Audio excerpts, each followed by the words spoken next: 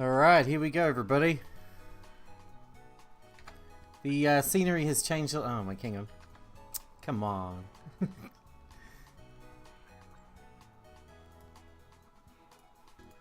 There we go. Right. Yeah, the scenery's changed a little bit since the last time that we were on here. That's because I kept forging ahead yesterday. Quite a bit of forging ahead yesterday. I didn't want to fall behind, you know. I wanted to make sure we got stuff done. Otherwise it's going to take forever, you know, to get anywhere. And we are in the desert now, and one thing I have found already is that even without grinding, I have ended up becoming hugely over-leveled. At least, what I don't think the way I play is grinding. That's cool. I'm probably gonna, it's probably only gonna be a short one anyway today, Moon, because I still have a sick daughter here. But yeah, I am pushing through generally. You're done with everything but the end game, so like the post Elite Four stuff, that sort of thing. So I stop and fight everything I see that is a Pokemon I haven't caught to try and catch it, and that's been enough to like hugely overlevel me. Like I'm massively overleveled now. So is that did you have that experience as well?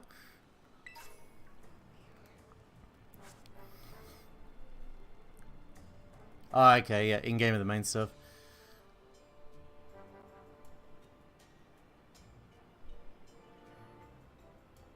Yeah, yeah. I mean, so far I have to say that gameplay-wise, it's... I mean, I'm going to save most of this for this retrospective that I'm going to do, like I did with Sword and Shield, after I'm done with it, but as a short spoiler, it's like... I think it's a much better game than Sword and Shield, in general.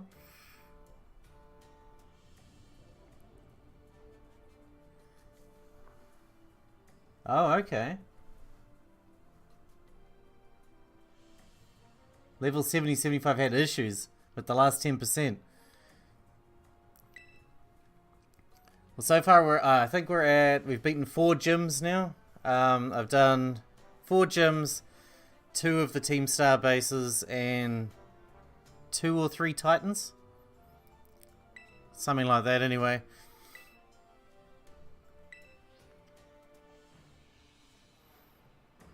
We're heading towards another Titan. It didn't recommend me to go here because I've been asking the Nurse Joy lady, or whatever they're called now, to recommend a place. So I didn't go to places I wasn't leveled for. But I'm not sure that it matters anymore. Oh, roly-coly. I haven't got that.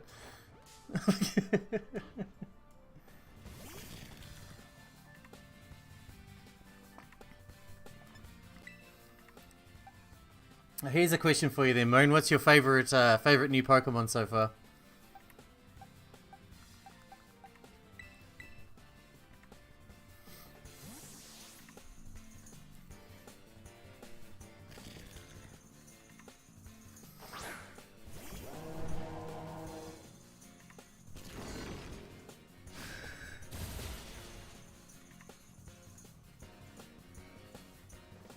Your favorite Pokemon game?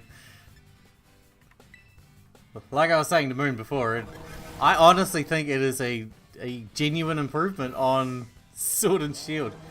Rivervroom, yeah, Rivervroom is very cool. I have him on my team right now, as you can see. Very cool. I like him.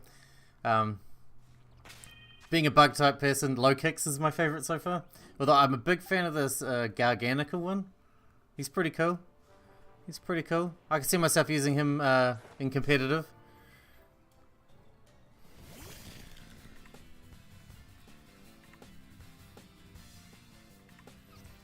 I think it's miles better than Sword and Shield. Miles better. Like, there is no comparison. But that's setting the bar fucking low, man.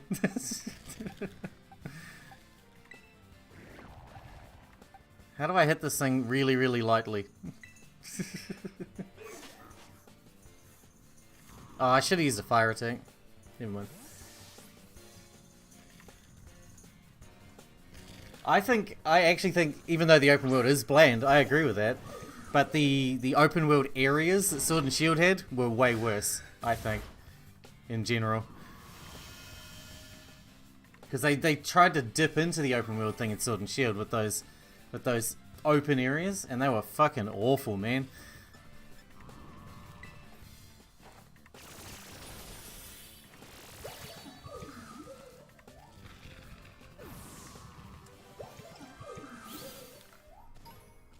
Yeah, the wild area, I hated that.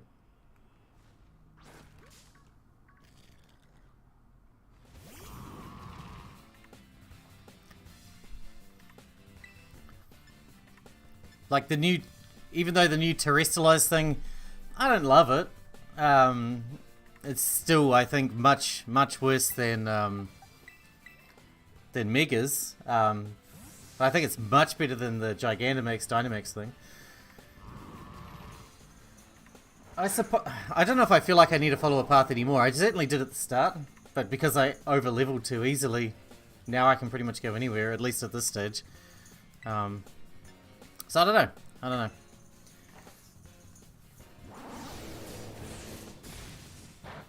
Okay, good. That's nice and weak.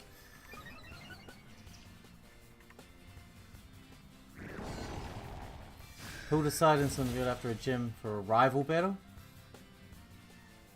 Oh, really? Okay, I don't think I've encountered that, really, at this stage. Haven't done enough, I suppose. I mean, like I said, my opinion may... I only have about, what, halfway through the game. So my opinion will vary probably a lot compared to between now and when I'm done with it, you know?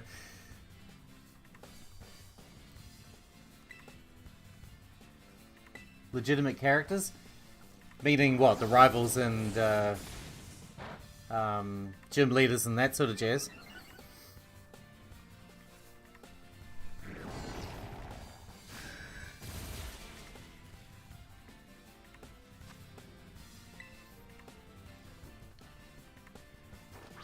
Yes, you do when you beat Team Star's thing, and it's the characters, it's like the backstory of that character that you just beat or whatever, right?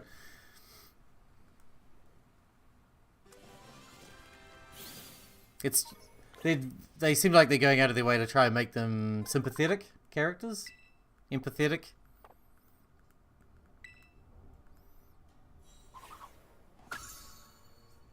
Yeah. It's all they're all completely detached from each other. Yeah, absolutely. But I mean, I'm going to address the elephant in the room and be like, has anyone ever played a Pokemon game for the story?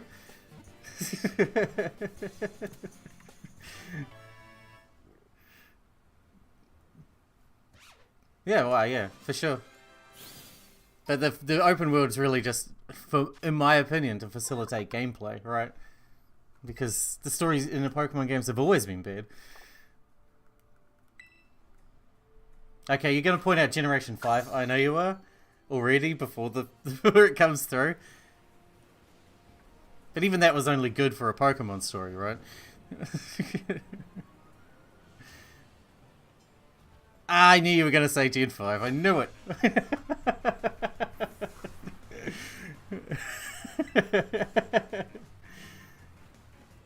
Yeah. Yeah, it was alright.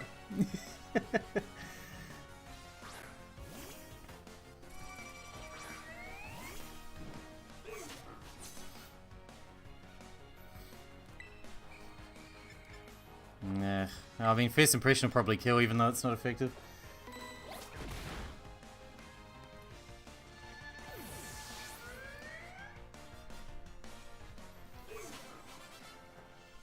Yeah, I didn't mind Gen 7. I mean, I didn't mind Gen 6 and everybody hated Gen 6, so... I don't know. I'm a fucking weirdo, as you know. Where were we going? Oh yeah, that's right.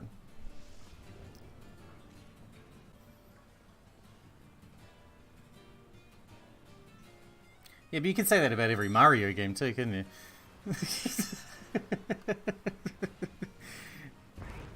The fuck are you?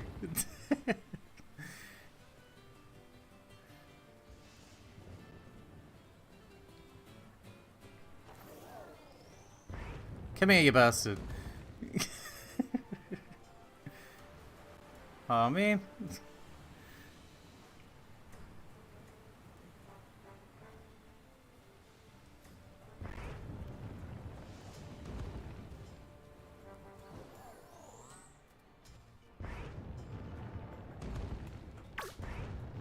Oh, come on.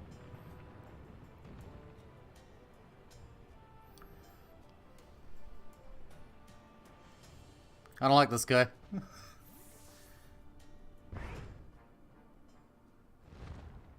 Yeah, for sure. Legitimate concerns. Like I said, so far my opinion is just that it's miles better than Sword and Shield, which, considering I think Sword and Shield is the blandest, like, for sure the graphics and stuff, while not amazing in Sword and Shield, by any stretch of the imagination, they were, you know, technically proficient. It didn't have any bugs. It was all, you know, well rounded off.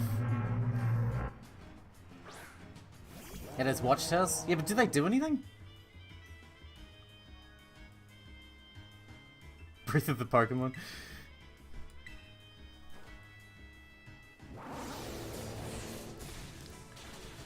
Like, I genuinely think the only Pokemon game that was technically worse than fucking Sword and Shield is Red and Blue, and that was only because of the era that it was created. Like, it was good in its day, right? It's just not good by comparison anymore.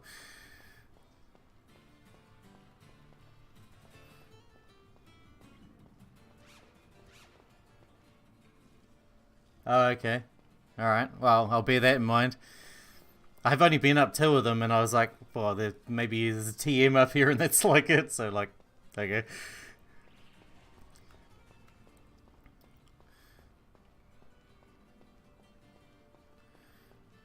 I can see people comparing it to Breath of the Wild, but I'm gonna spoil something crazy here.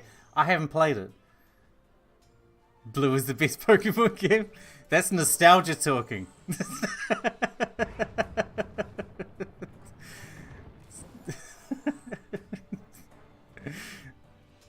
Tell your nostalgia to shut up.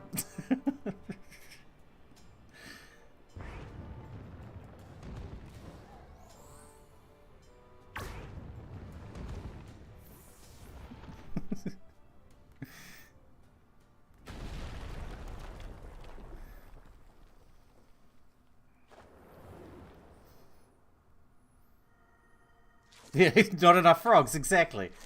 You need, what, Gen 2? Is it Gen 2 they introduced Politoed? You need Gen 2 for that shit. That was the issue. Look, I like Red and Blue. It has my favorite Pokemon in it. But, you know. Yeah, I don't usually like open world games either, to be honest.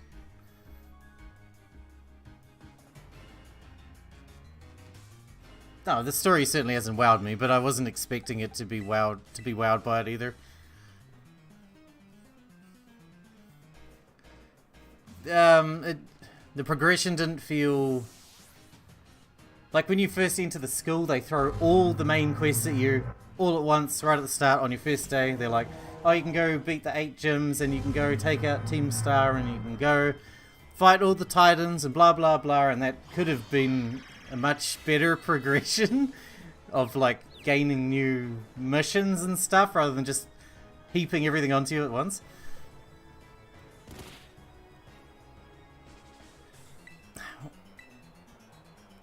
That's fair, I suppose. Like, yeah, the bar is incredibly low, but I'm just happy that they're... I mean, it could have gotten worse. It could still have been worse, right?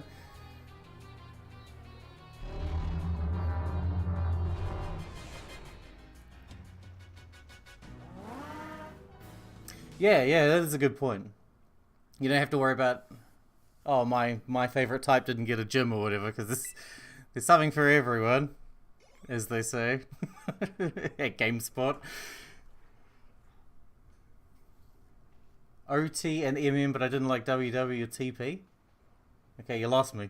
Too many fucking acronyms, man. I can't handle it.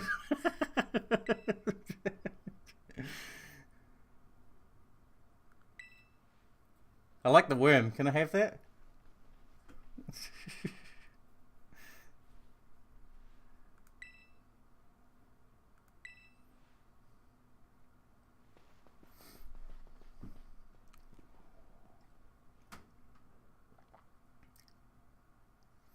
Oh, you're talking about Zelda. Ocarina of Time, Majora's Mask didn't like Wind Waker? You didn't like Wind Waker? What the fuck? Come on.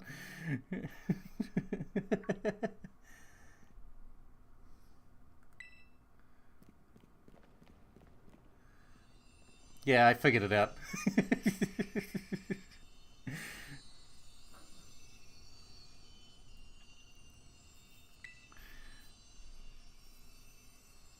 Come on, man. Everybody likes Wind Waker.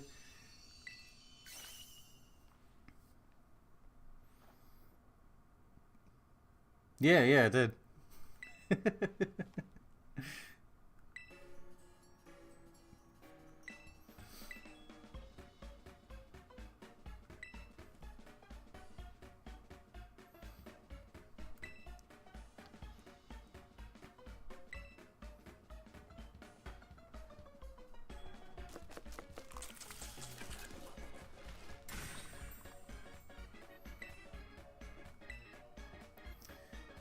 You don't hate it, but it's not your favorite. No? No? I think most people say it's a Majora's Mask, right? These days. Yeah. Well, really, Twilight Princess. I don't hear too many good things about that one. I've never played it, but...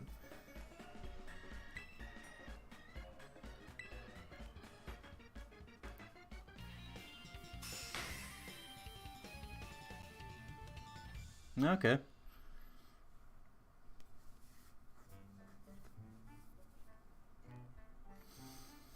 I do have to play Breath of the Wild at some point, but I'll get around to it one day.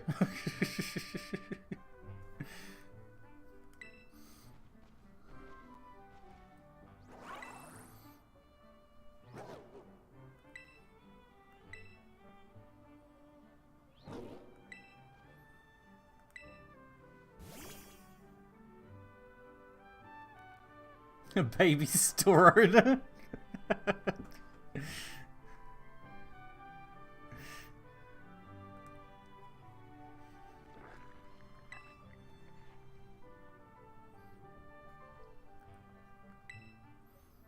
I think I like the supporting characters in this game better than Sword and Shield as well. This guy and your rival. I didn't even remember your rival from, oh, it was like Leon or whatever. Yeah, I didn't like him. No, it wasn't Leon, it was Leon's brother. Hop.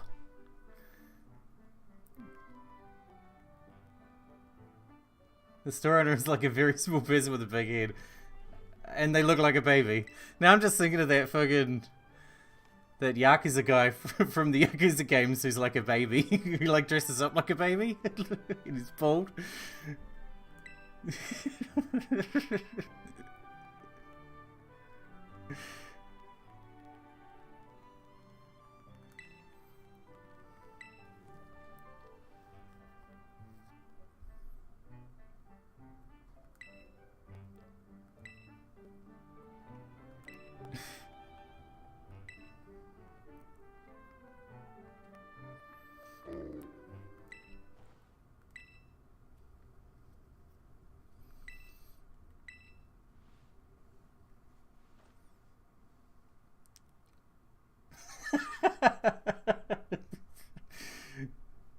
What a revelation. What revelation brings that about?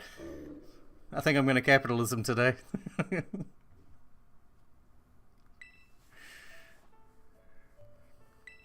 I think most people go the other way, right? They spend half their life capitalisming, and then they wake up when they're 40 and go, fuck, I think I've had enough of that.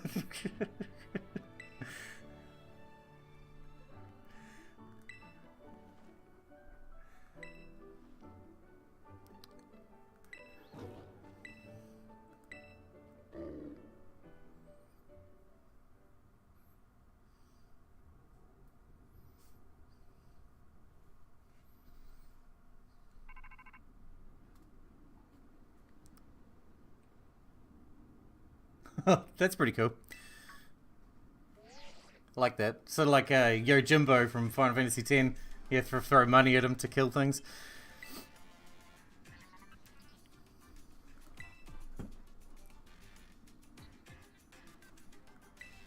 Okay, we got a double jump, huh? Cool. Oh no, it's just a long jump. That'll probably be pretty helpful, actually.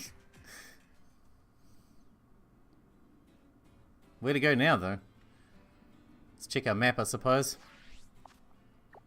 What's nearby? There's a gym over here. Guess we should go do that. What? Is it a rock gym? Supercharged streamer.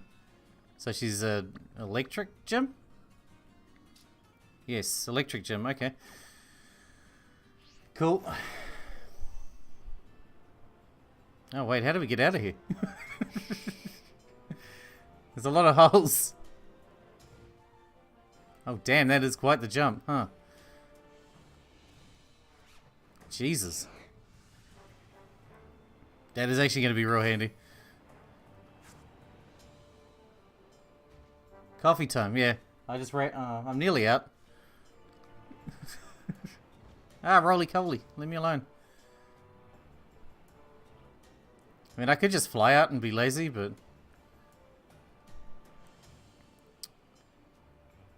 Wait, do you want to battle?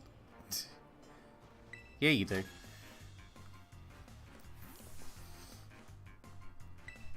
Yeah, I wouldn't know what it was.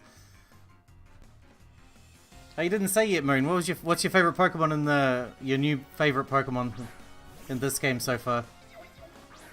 Oh, you know, you did say it was the Rivaroom, right? I think Rivaroom's going to be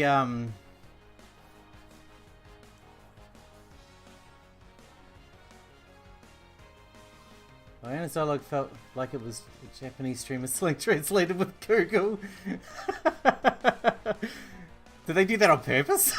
I was going to say, I think River of Room is going to be meta relevant, honestly.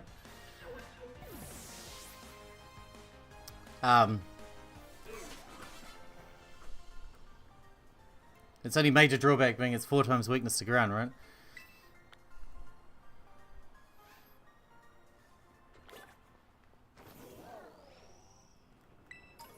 I wonder if they did that on purpose.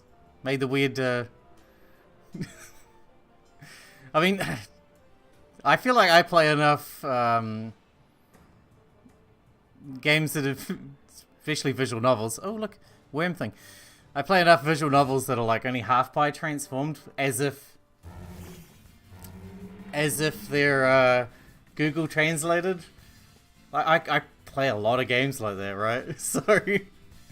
So I think I should be good. I should be good. I'm going to try and catch this right away with a netball because I don't think I can hit it. It's a steel type though, right? Looks like it. Yeah, I'm going to bring River Room to the end game too. I think it has a lot of potential. And being a poison type is really beneficial against the insurgents of fairy types. Armor Rogue. Oh, I've seen that one. That's the that little fire dude turns into it, eh? The violet, you can't get it. Yeah, there's a purple one and a... yeah.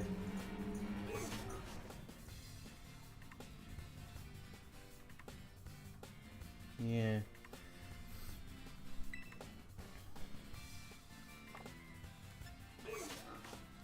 Man. I want to catch this worm, but I don't want to murder it.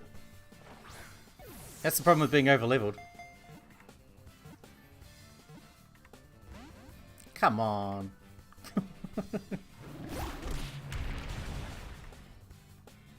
Interesting. Is this a steel and... what? Fighting type? Rock type? Oh, bug. It's gotta be steel and bug, right?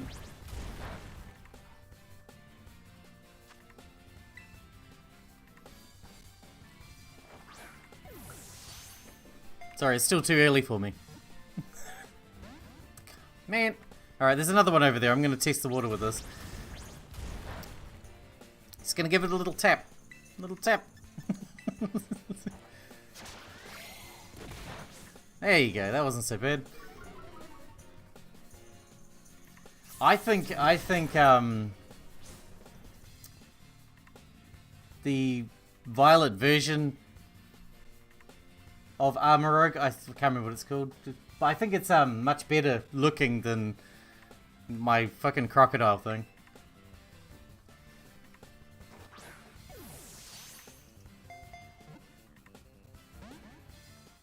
Level 48, you can be done with every progression point of the game except maybe 2 or 3.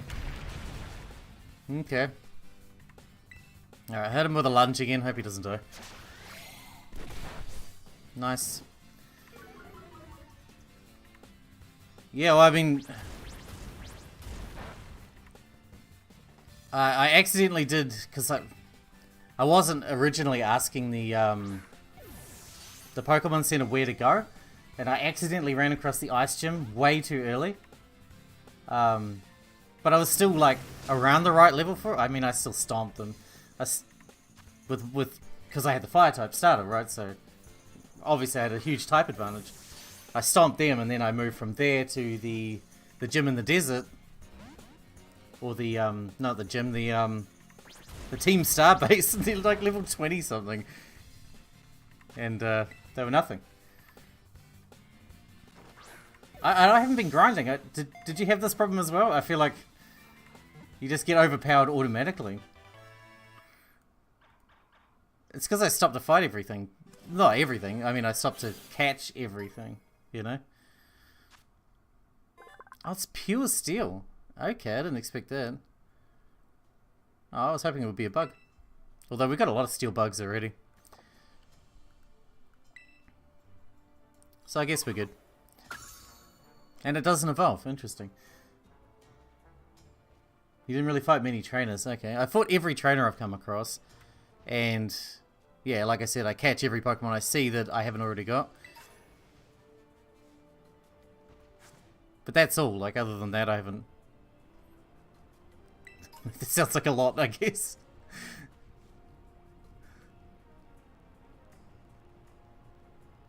I guess I'm OCD about that sort of thing.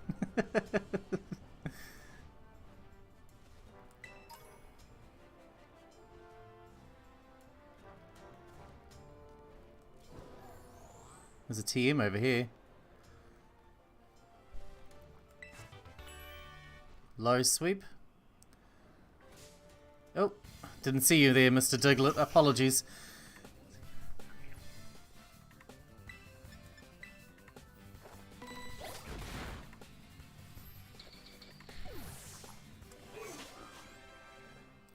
Oh, there's one of those coin doodackers. Better grab that.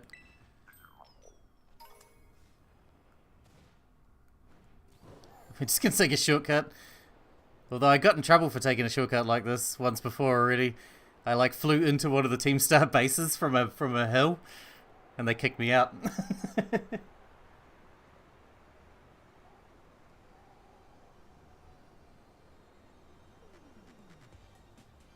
I picked up the amulet coin, but I haven't been using it. Maybe I should.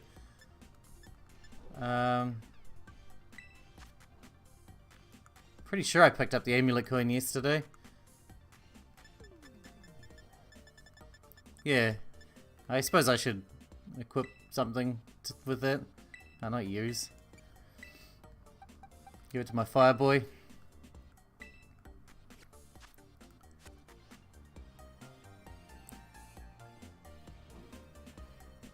Since when am I a completionist?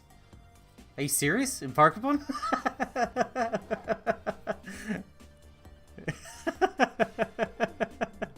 I hope that was a joke.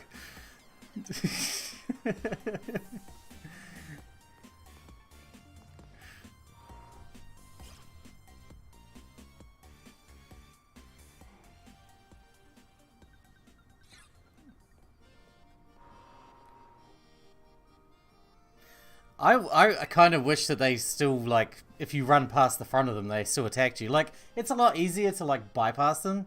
You know, go around them or whatever, like you could. There was always, even in the early games, a way to go around them.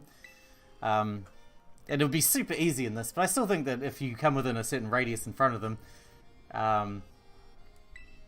they should, like, automatically force you to battle them. Just because I wouldn't be bothered going around them, to be fair. Not unless I was like fucked up, you know, like knew I was going to lose. The fact that you have to like physically go up to them and talk to them to make them battle you, I think is off-putting. Makes you not want to do it as much.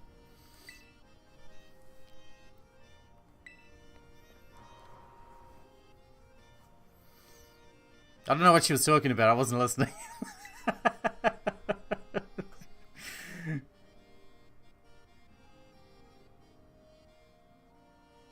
I don't know what Esperantha is, and I don't know what Lumina Crash is either, so I'm a little bit lost on that one. Yeah, man. Always. I do that in every game. Gotta breed the perfect Pokemon, do the perfect EVs, perfect moveset, abilities, you know, and now we gotta worry about the right terrestrialized thing.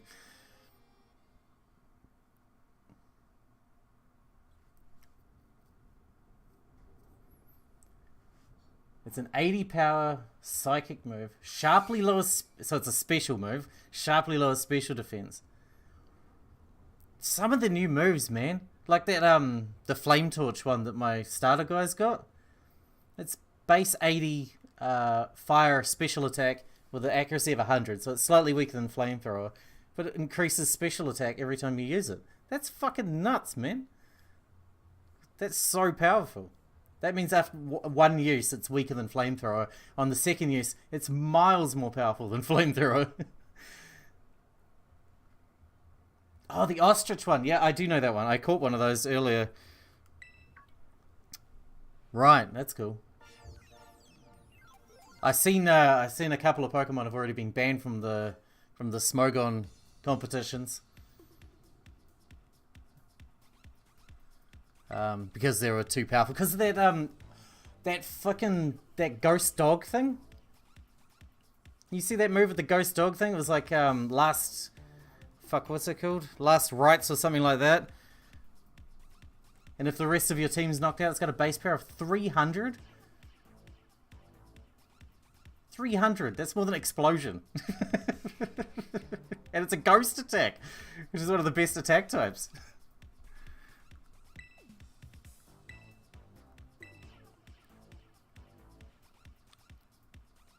She looks like a fucking, what you call it? Yeah, she. Okay, indeedy do. I kick it as a gym leader when I'm not producing sweet content on the internet as an influencer to bring dreams to the masses. She's got the sharp teeth thing. And I hope this doesn't come as too much of a surprise, but you're being broadcast live to the world right now. Smile. Anywho, Challenger, thanks for coming out to the Levincia gym to see me. I'm super happy you're here, but I'm also a bit of a celeb, you know? I'm all kinds of busy. So I can't collab with you unless, you know, you can bring in those sweet, sweet viewer numbers. I mean, I gotta make sure you bring some real passion to my stream. And so, if you want to battle me, you're gonna have to help me make this live stream a viral hit first. Got it? Has she got Magnemites in her hair? Okay, I think I'm done with her now. Can we just fight now? She's a Twitch streamer, yeah.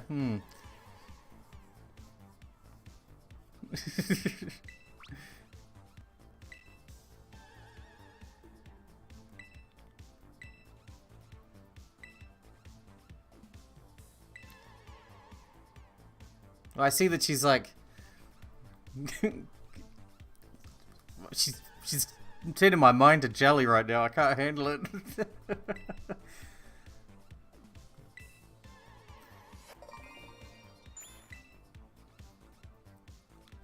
We're in Levincia as Mr. Walksabout. Nothing iffy about it, no.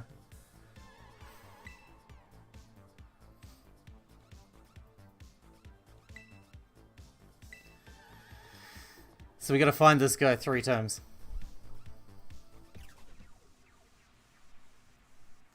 Mayhap our dapper gentleman is ready. Like it.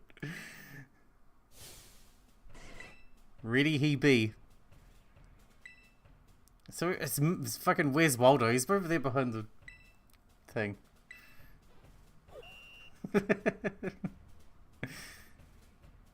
Okay.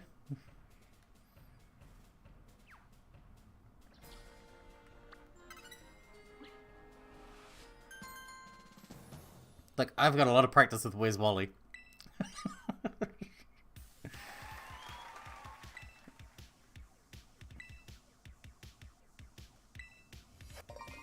You have to have a battle with one of my fans. Okay. Are they psychic type users too?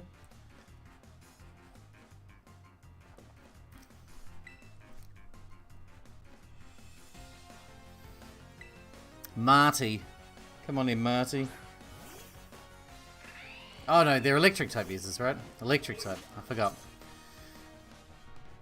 I should put my grass thing in the front. I'm not a big fan of the grass thing that we're carrying around with us, but I needed a grass thing. I needed to deal with water types. It's not very good, to be fair. I mean, it hits really hard, but it's slow as balls. Hype squad forever, yeah. Cool.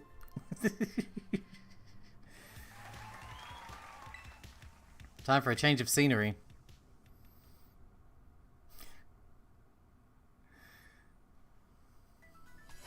The next stage for my totally rad test. Everyone loves it. It's the Pokemon Center.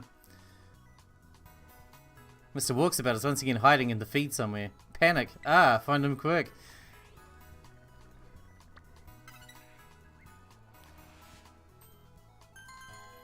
Armor Ignite's Energy Ball. That's pretty good. Pawmot. Yeah, I used Pawmot for a little bit, but I didn't like it. I'm not a fan of Pikachu clones, though. At least Pikachu knockoffs. I was trying to figure out which was my favorite Pikachu knockoff. Here I thought that I'd blended into my surroundings quite well.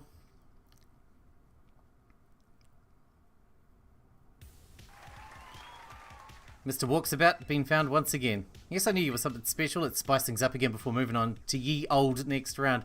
What the fuck are you talking about? That's right, it's another Pokemon battle. Get out here, Pokemaniac pal. My grass type literally only knows grass moves. That's all it's learned. It's fucking pathetic. I mean, it's really good for grass attacks, but it doesn't do anything else. But at least it resists electric attacks, I suppose. Yeah, Mimikyu or whatever. I think that's a very popular one. I think that's very popular. It's also very powerful because of its ability.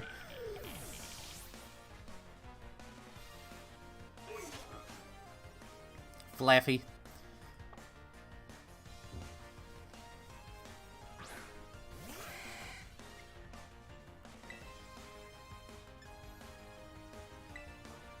I don't think we need priority on this one.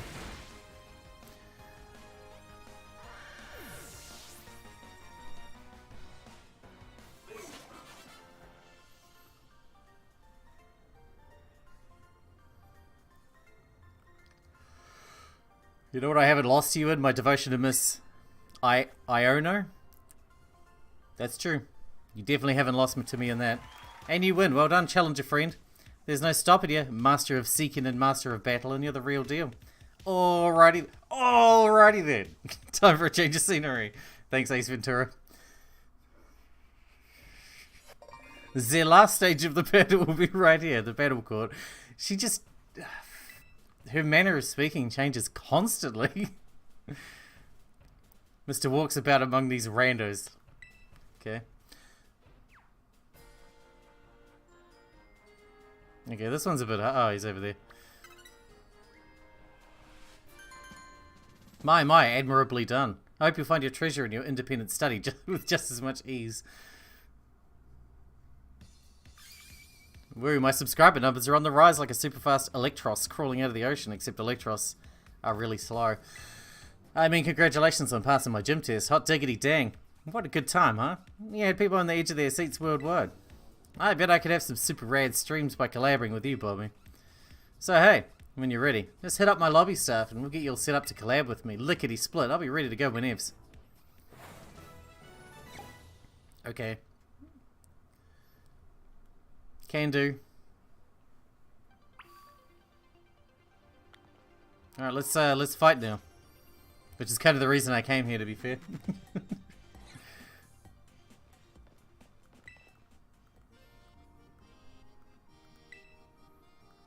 Thank you. Yeah, whatever. This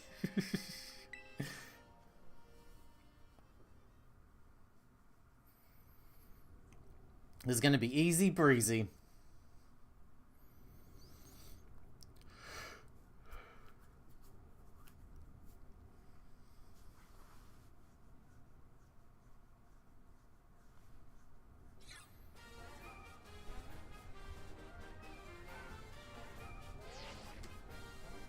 I guess we gotta watch out for that ostrich you were telling me about, though. Ladies and gentlemen, are you ready? Yeah.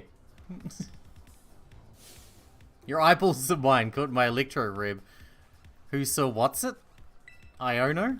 Hello, hola, ciao, and bonjour? Fuck. It's time for the Iono zone, everyone.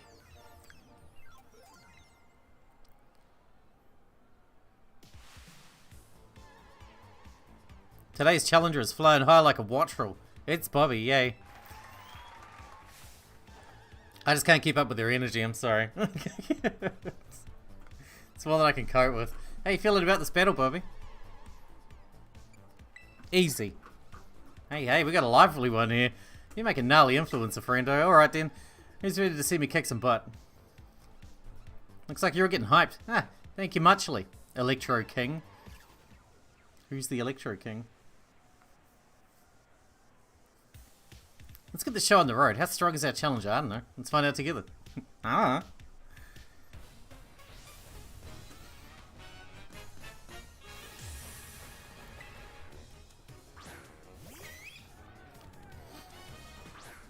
Oh man.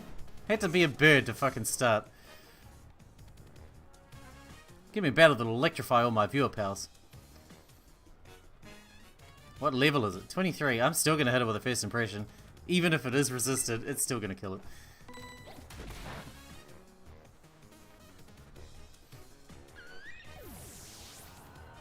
Next. Belly Bolt. Ah, there's your favorite one. Paige, the new frog, right? Is it water type as well? I don't even know. I'm just gonna stay in with low kicks.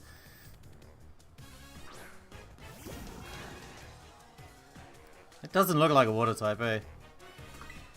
Electric something? Who knows? I'm gonna give it a throat chop. Looks like the sort of thing that would do sound-based moves.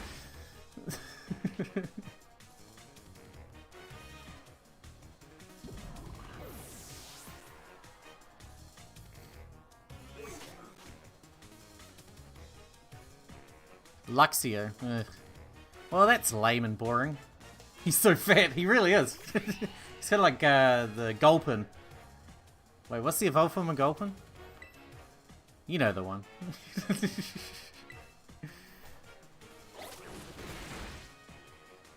Swailot? Swailot? Big blob dude. Miss Magius. That's not an electric type. Oh wait, that's right, you're gonna terrestrialize it or whatever. Whatever. Oh no, I'll stand.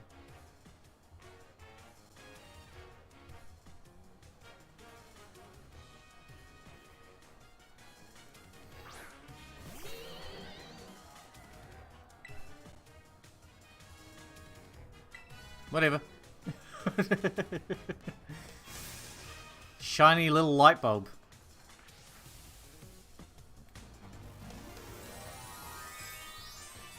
I didn't even think about terrestrializing. I don't think it's necessary.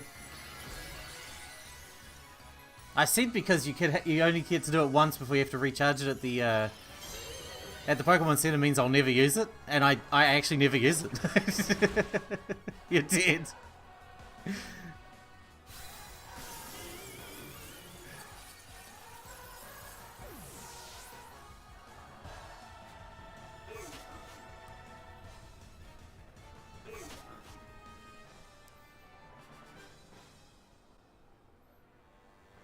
You're as flashy and bright as a 10 million volt thunderbolt, friendo.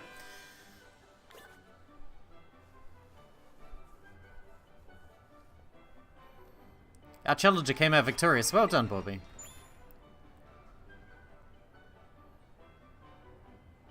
Yeah, yeah. Seemed like early on it was kind of useful for powering up stab moves, right? Mostly just a side thing since there's no point catching a Pokemon. Yeah, yeah. I mean, I can see the benefits of terrestrializing and the strategy that could be involved, especially if you can change your type entirely to a different type in competitive, right? For sure. Because that changes your weaknesses and strengths and all that. So you can really mix it up. That's interesting, but in the story it's pointless. The lean, mean, streamin' queen. Screen cap this quick. This will be a shot you want to save in your brain spaces forever. I don't have any brain space left. It's all gone.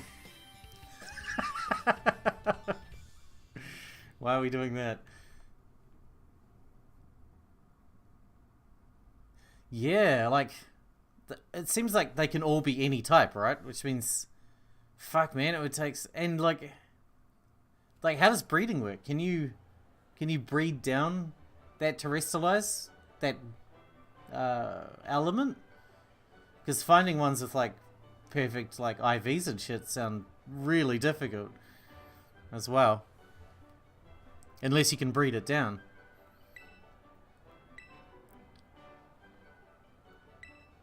I even had a phase, I should have mentioned, I even had a phase where my Pokemon was so over leveled, they stopped obeying me. Quite early on. They haven't done that in a while.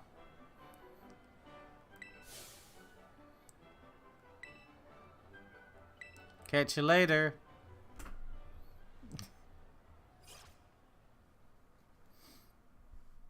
Alright, where are we going next?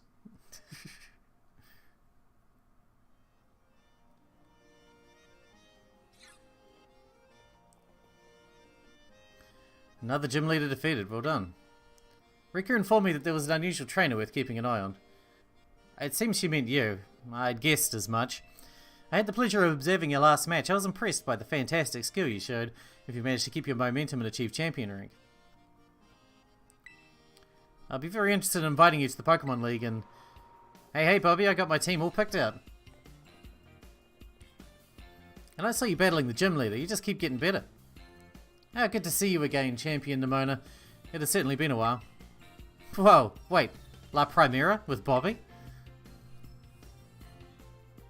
Is she that important? Did I forget to give you the full explanation? Everyone calls Miss Gita La Primera because she's just that. She's the real number one. Even higher than us regular champions. She's the top champion. I do indeed hold that claim alongside my role as chairwoman of the Pokemon League, that is. And she looks a bit like Sonic the Hedgehog.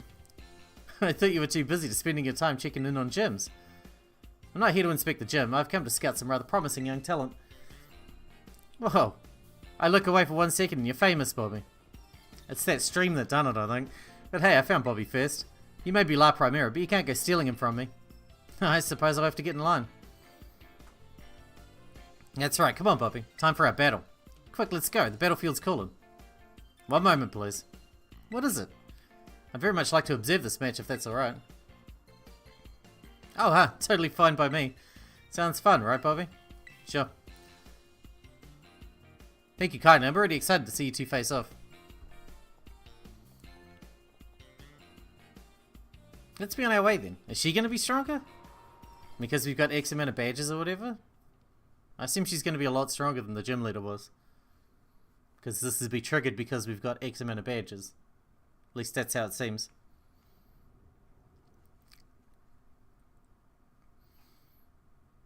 So it could be difficult. Who knows? Maybe not. Maybe not. You remember how it all works, right? Once you get badges from all the gyms, you get to throw down against the strongest Pokemon trainers around. Yes, you must face the Pokemon League. It's located to the northwest of Mesagoza. The Pokemon League is where trainers are reborn as champions, the greatest honour that they might dream of. Collecting 8 gym badges sets you up to take the champion assessment. If you can face the challenge of the final examiner and win, you become a champion. Just imagine how that moment would feel. Try getting into that champion mindset. That grind set. Now set your sights on reaching that big important stage and let's battle. Excuse me one moment. I believe Bobby's Pokemon may be a little fatigued. Sorry, I got a little caught up in my battle hunger. Well, you should be in great shape now thanks to La Primera. Okay, Bobby, time to put our game faces on. Let's have another fruitful battle. I kind of wish that eventually they do a Pokemon League that was sort of like the original Pokemon League in the anime. Like, it's a tournament. Rather than just face this one, then this one, then this one, then this one, and take the champion, we win. Like a tournament with a tournament tree and everything. I thought that'd be pretty cool. I mean, they kind of did that in Sword and Shield, right? I think Sword and Shield did that better than most. I know La Primera is watching, but no need to get worked up. Just stay cool. But they could have gone a lot further with it, you know? I think. Okay, she's a bit stronger than the other one.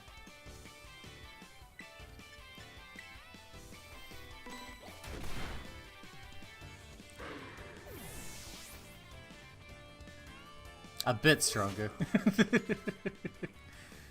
Goomy.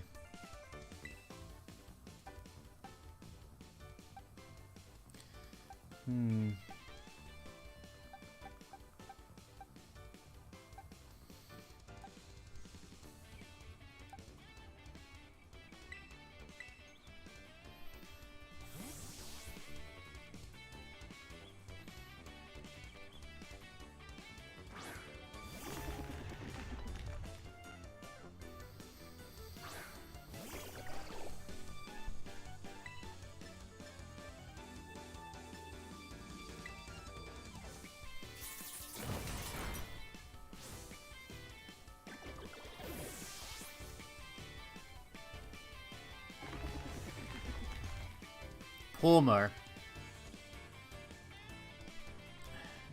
I mean, I don't really need to change, but I'm going to.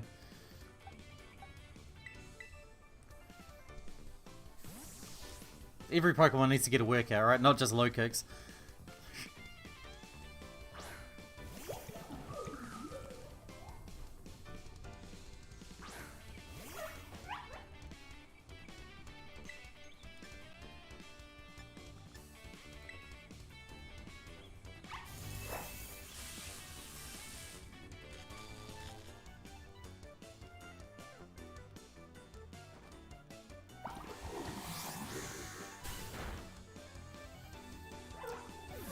Well then. I wonder what next location is on our agenda here.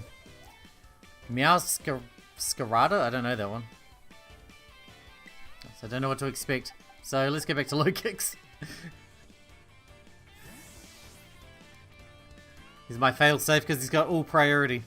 The two strongest priority moves in the game, I believe. I guess with the exception of extreme speed. You see this Primera? And get backed right into a corner. Oh, right, it's the starter. This should work out really well then. Time to terrestrialize. Watch. I'm going to make La Primera's eyes light up.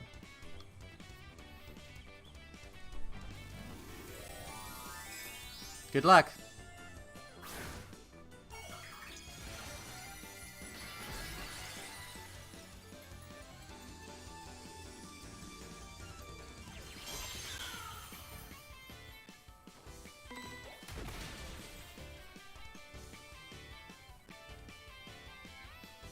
Oof, that was a good one. Your move really had some zing to it. Yeah, it really does.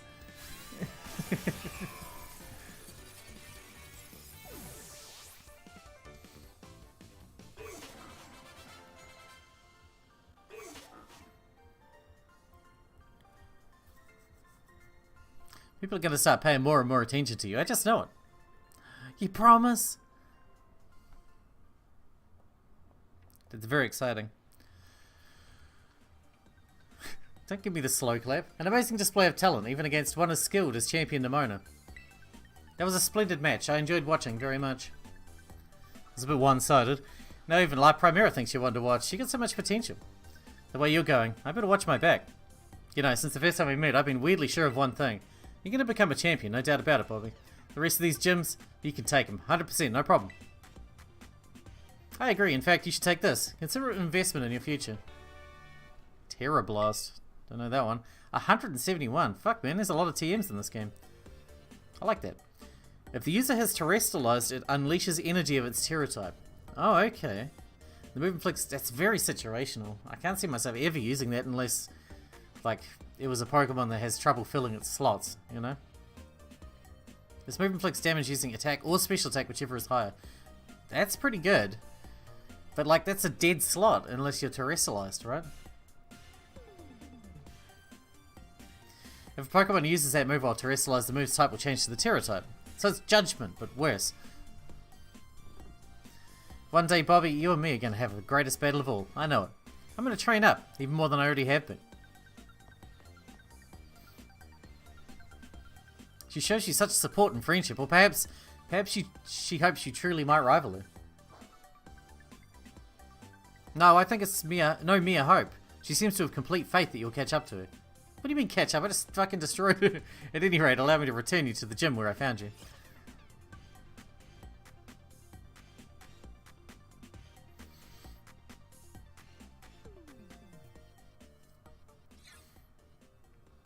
Alright, next place. Report to gym staffer. This guy? Congratulations, you're now certified by the Levincia gym. Okay. Thanks.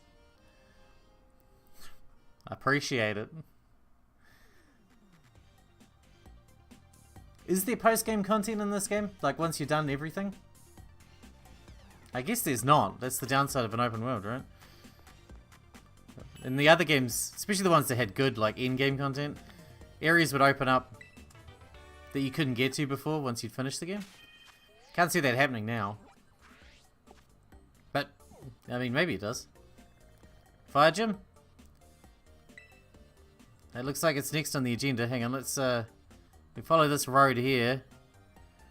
We can either hit the fire gym or this, whatever this is. Stony Cliff Titan. I say we hit the fire gym.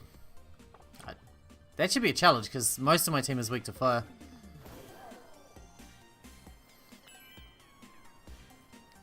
New classes are available to take. Hooray! Not that I've ever been back to the school to try and take classes because they were lame.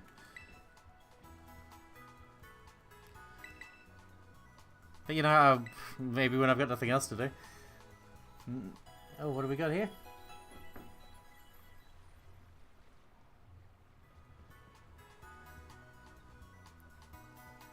In this game, there are two ways to open up areas. Titans and Team Star Battle. So Titans...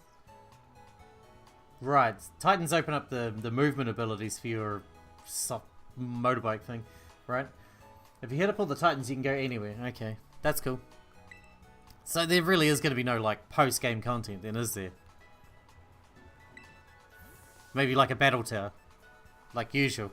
I mean, I fucking hope there's a battle tower, to be honest. Because it's the only place that's really, like...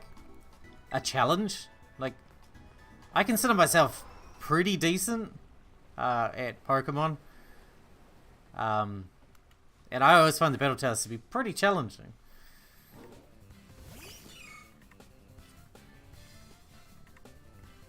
Oh my god, the levels are going down. Shit. They're getting weaker.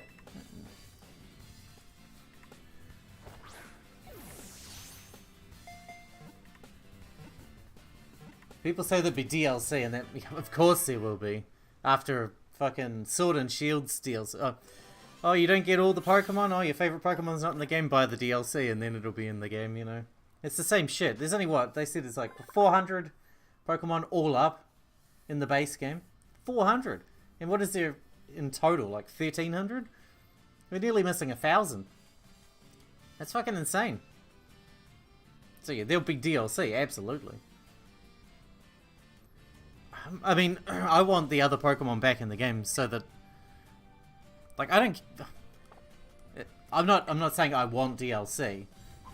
I'm still pissed that you can't get every Pokemon in the game, and that they're just gonna I'm falling off the bridge. Great. And I'm still pissed that they're not putting them in the game immediately. Because that hugely changes the competitive meta, you know? For a start.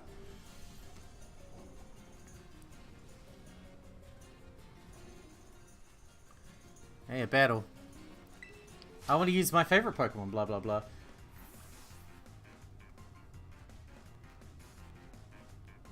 Yeah. We don't have all the models, yeah, and then they're like, oh, but DLC, there you go, now you can have all the Pokemon. Yeah, and they're doing it again, and this time, see, they normalized it, and now, when they didn't put all the Pokemon in the game, nobody complained. Nobody complained. There was no fucking controversy about it. When Sword and Shield was announced and they were like, oh no, they're not going to have all the Pokemon in the game, everyone was up in arms. This time they were like that, and nobody gave a shit. Because they've already normalized it.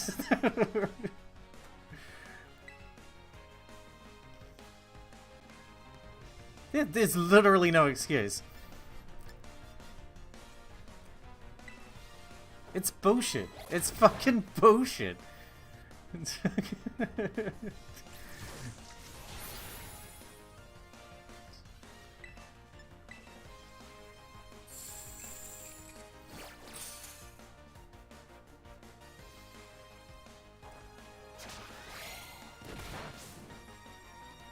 Their only excuse now is, oh, we want to sell DLC.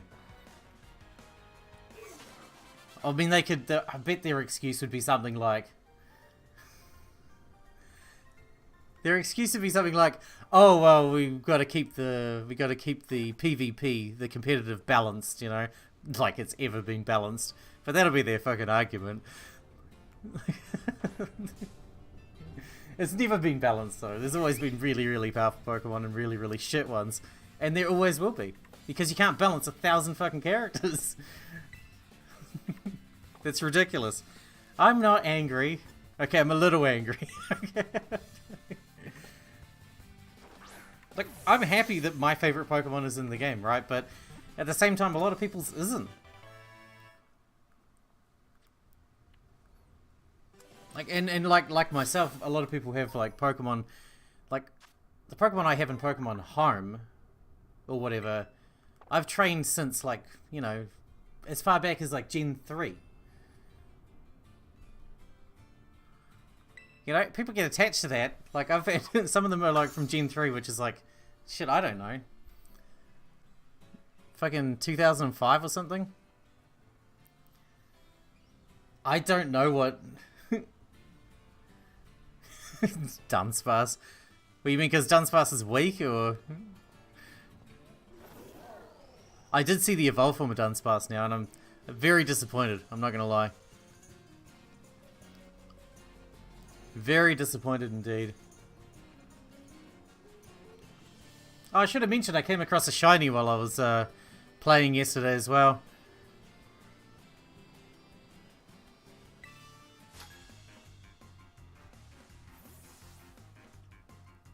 Sapphire and Pearl, yeah. You mean Ruby and Sapphire, and Pearl and Diamond. I love Dunsparce. I love Dunsparce. I think Dunsparce is the one, because it's like Togekiss, but like shit, right? So, but I feel like it's so, like its stats are so poor that you can kind of get away with rolling with that fucking flinch strategy. I know the flinch strategy is kind of really shitty to fight against. I know it sucks, and like in like Smogon competitive battling, you're not allowed to use King's Rock as a hold item anyway, because it's that shitty. But I think it's okay with Dunsparce. Yeah, it's bullshit with Togekiss because it's a good Pokemon. But I think it's okay with Dunsparce because Dunsparce, its base stats are like 410 or something. It's shockingly bad. Not a Pokemon nerd. Well, you need to get on that. Need to get on that. It's really important. Start working on that. It's a Growlithe. Mm.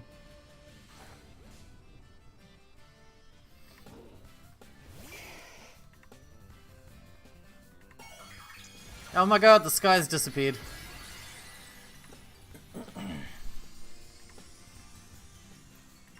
What type is that? Poison? No, poison's that skull thing.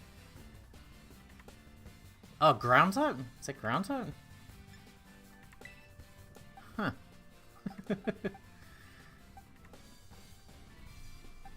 I got nothing for you then. You, I guess. Although, fire attacks still, I guess.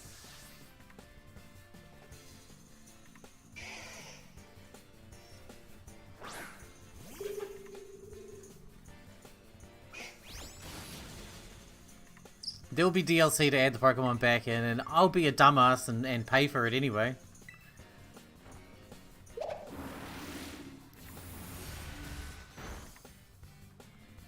And I'll feel the shame as I click the button. The shame. The shame of it all.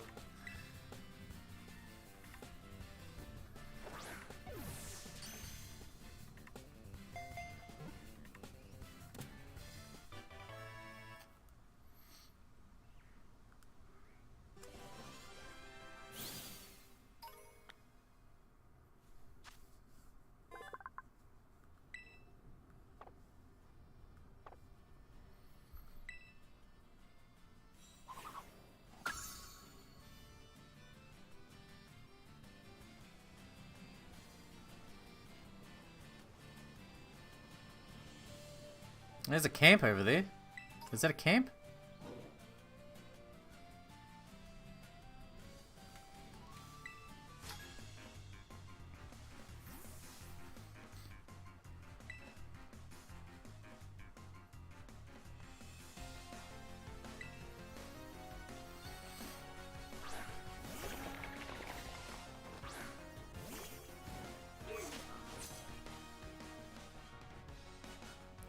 You're such a low level, even though this... Yeah.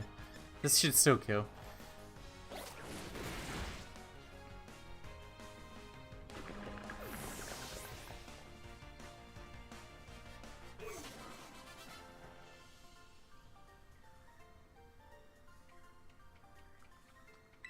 I couldn't even win, I was so embarrassed. Why are you talking in the past tense? Like it happened ages ago or something. It just happened. You were here. We were both here. What the fuck do you take before you go on your cab runs? That's what I want to know. Seems a little unsafe.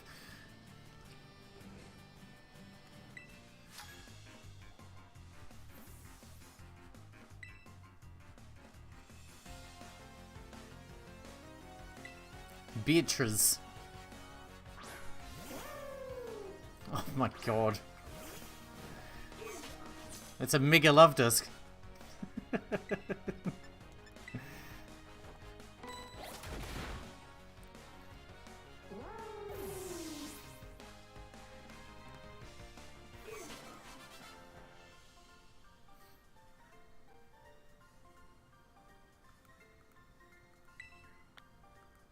Your power can be pretty overwhelming. Yeah, I bet. I bet. Those Alamomolas though, shit. Top tier.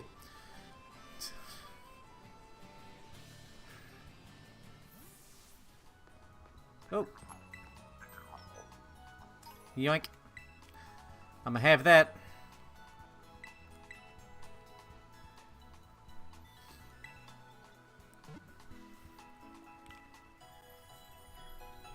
So our level, the level of the enemies around here are going down. Which means we're going to wipe the floor now even harder than we were before. Right? Hang on.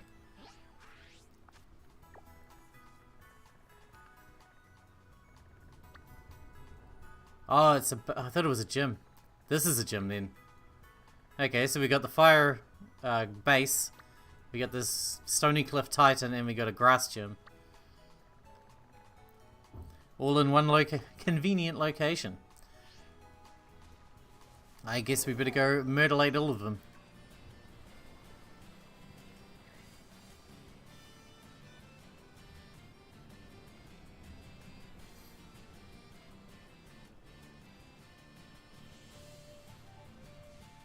What? Yeah. I'll tell you what, since this game dropped, I've done literally no development on the game that I'm working on at all. Because I've been too busy doing this. Hey, Director Clavel. As I've told you, the name's Clive. Please don't forget it. Now, let's pick up conversation from where we left off before. As I mentioned, I joined Operation Starfall to resolve a sticky situation and to find out the reasons behind Team Star's odd behaviour. Above all, I want to know why the students in Team Star have stopped coming to school. And just like Cassiopeia, I want the team to disband for good. yeah, it's ruining everything. So, I mean, to be fair, the amount of like lost man hours to Pokemon must be astronomical at this point. Since joining like a cataclysm. By joining Operation Starfall with you, I've already had some success in opening up a dialogue with Team Star, and I think I've started to understand things more clearly. And yeah, but I don't have enough information just yet. This one to speak with students from Team Star's other squads as well. If you intend to take on another base, know that you can count on me for backup. I mean, I'm standing outside a base. Till then, see you around, Bobby. Yeah, I mean, I am enjoying it.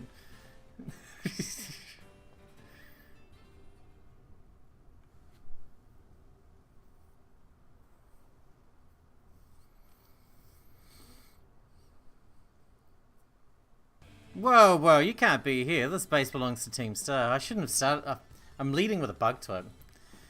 If you don't clear out real quick, I'll have to come at you in self-defense. You get me? Screw you, dude.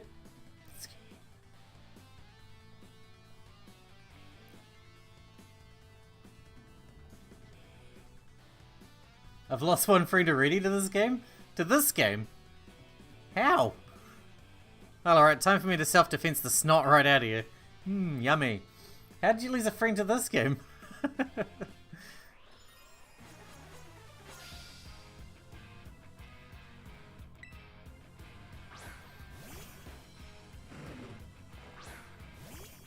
Oh, a Houndour. I still haven't caught a Houndour yet. Ah, whatever. Should be neutral, right? And obviously it's priority, so... Oh my god, that's it? That's it? You fool. Pokemon ESV has been a trip of laughing at Pokemon and TPC, despairing at how it sold 10 million... 10 million... Did it? It sold 10 million copies in 3 days.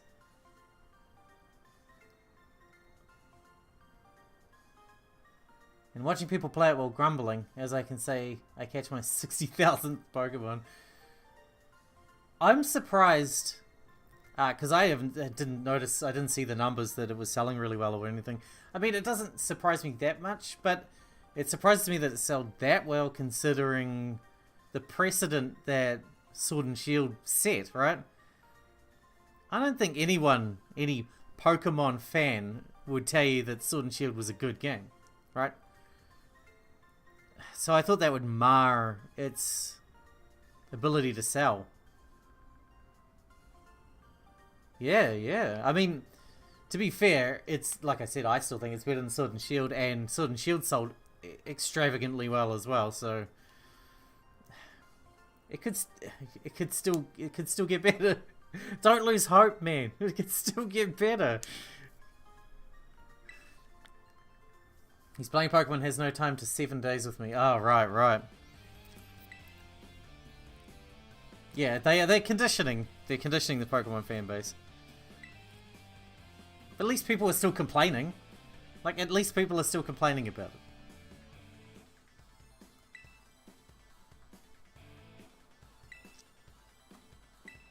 They're not just bending over, they're bending over and complaining about it while they do it.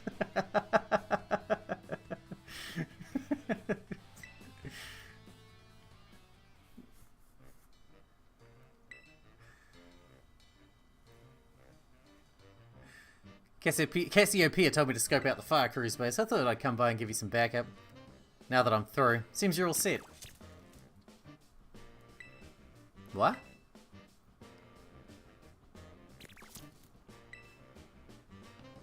Is that you, Charlos? I thought so. What are you doing here? This is Chalos the Charcadet.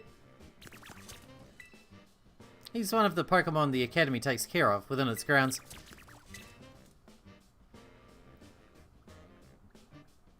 Chalos, wait! Looks like he may have some connection to the Team Star's fire crew. I haven't chased after him, don't worry, I'll regroup with you soon enough. You press ahead into the base, Bobby. They take your top 3 Pokemon, right? So I need to switch shit around. I see you dealt with the grunt standing guard, nice work. Stationed inside the base is Team Star's fire crew, the Shit-Ass Squad. Their boss, Mela, is the best all-rounder of the team. She fixes any and every problem thrown at her way, though her methods are heavy-handed. Our declaration of war must have made her blood boil. I bet even now her grunts are hard at work inside the base, trying to keep her fury under control. That means your best move is to take down all the grunts nice and quick. Once there's no one left to help Mela keep her cool, she should come out to confront you. Ring the bell on the gates once you're ready to kick off the phase of the operation. Time to wipe the Shit-Ass Squad off the map.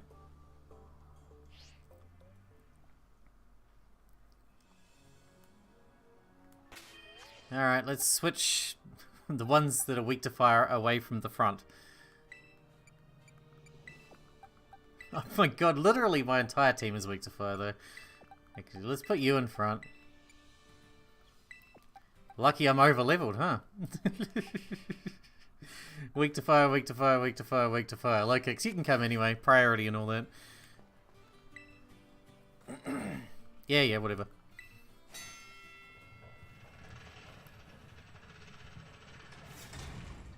Man, I hope there's no fire fucking Elite Four guy, because we could be in trouble. Seems the folks behind Operation Starfall are finally making a move against our base. You know what that means, gang? Time for us to shine bright and avenge our teammates. And hey, little intruder, just so you know, if you got the skills to defeat 30 of our Pokemon in 10 minutes, our boss might deem you worthy to meet you in person. Break a leg. I'll break all of your legs. Like you owe me money. Oh no, Torkoals. Waste them.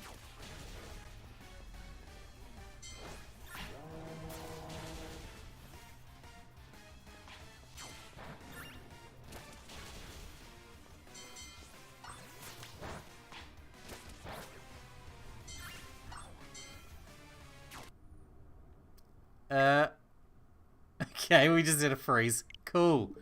Cool.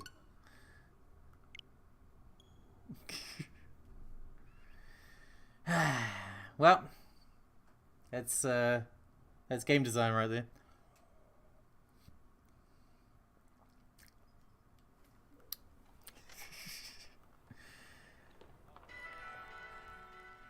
I just went too hard. I killed too many Pokemon too fast. I couldn't handle.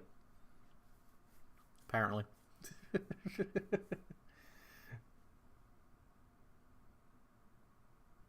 That's my first hard crash so far. I don't know how prone it is to doing that. Right. God damn it.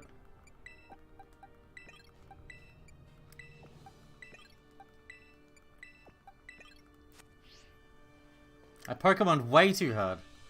It was not ready for me to Pokemon that hard. It really wasn't. It was not prepared.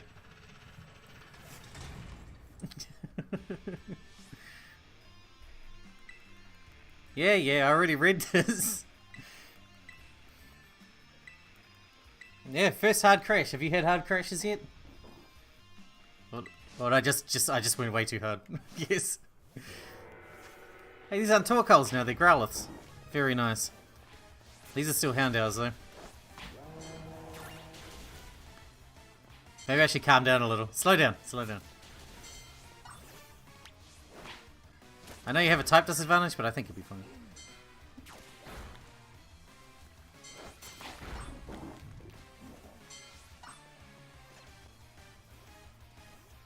It autosaves. It does, yeah. Sword and Shield also autosave.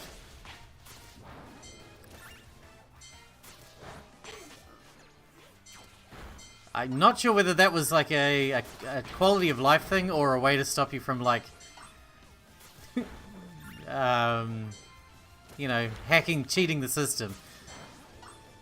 Because a lot of the games have had ways to like cheat the system by using saves, you know.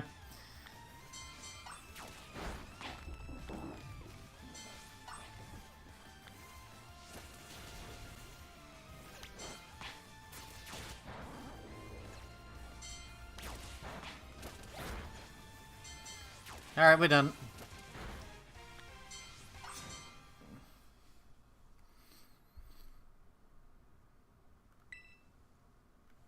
Alright, bring on the boss. I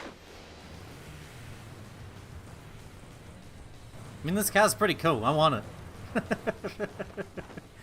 I wish I could ride that around the Pokemon landscape. I should join Team Star and ride one of those instead of the motorbike thing. This is way cooler than my motorbike.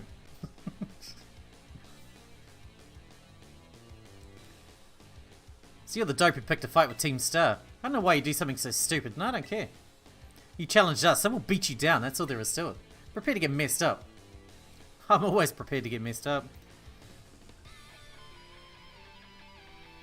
Let's see how you handle my garganical.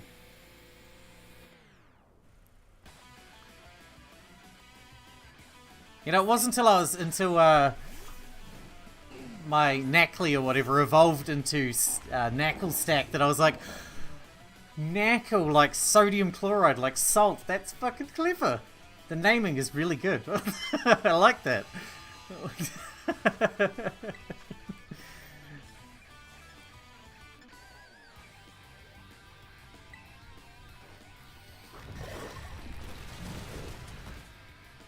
Next.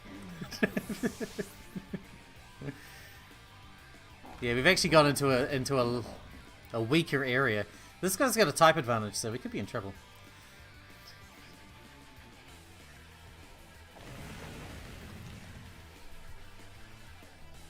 Hammer up. Let's go Salt Cure. I could probably one-shot you with Rock Slide, but I like to use Salt Cure. It's fun.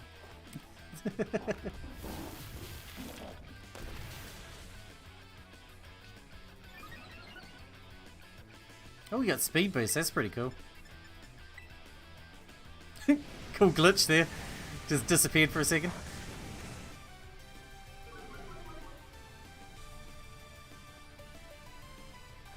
That was for the rest of the shit-ass squad.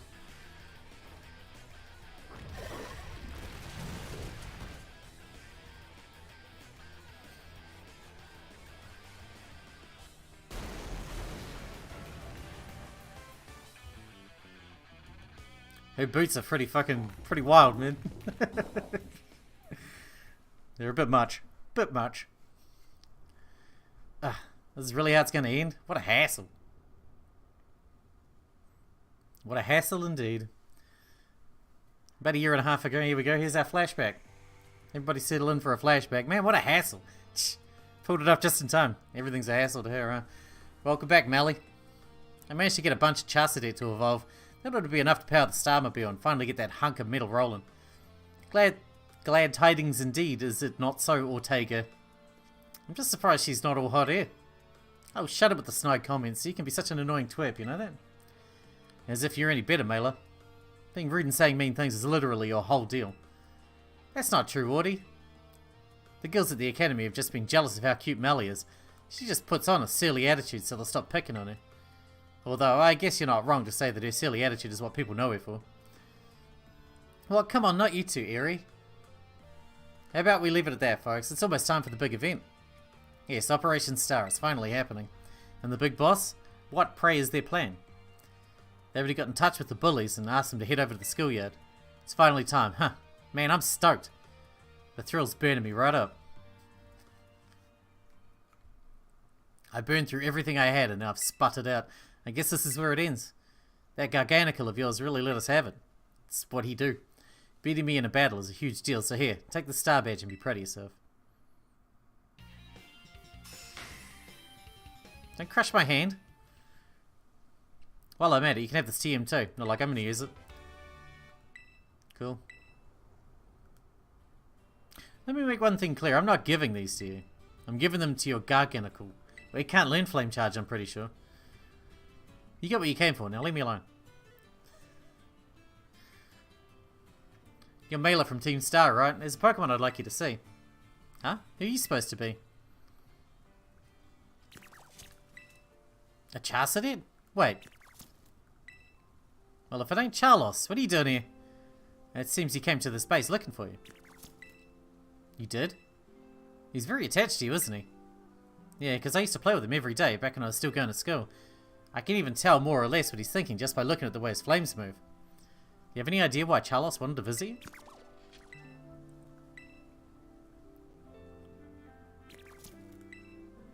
Charlos? To me, it looks like he's saying he wants you to come back. Just shut it already, will you? They say Team Star has holed itself up in these bases to plot something against the Academy. Were you aware of this? First I've heard of a stupid rumour like that. Man, nothing's changed since back then. Everyone's still spouting garbage. And what about that modified car you were rolling around in just now? The Starmobile? We made that thing a long time ago to help us out with a big fight. But we never actually used it against anyone before you two came looking for trouble. You never used it before? And what's this about a big fight? You ever heard of Operation Star? Operation Star, not Operation Starfall? No, this is the first time hearing of it. I guess you wouldn't know. But for me and the rest of Team Star, it's a memory we always treasure.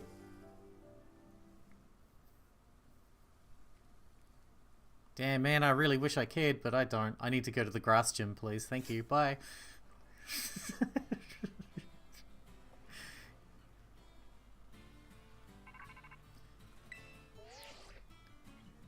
Bobby, it's me. Mailer's star badge is yours now, then. I see. Now that there's no boss to lead them, the rest of the shit-ass squad shouldn't last long.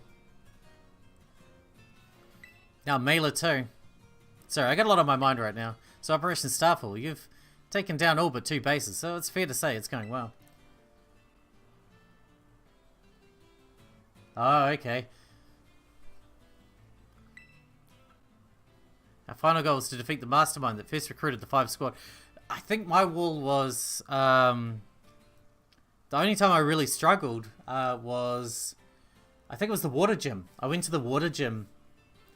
Yeah, the water gym. And he beat me like twice. It took me 3 attempts to get past him. But I just kept hammering against it until I beat it, you know. Dark Souls style.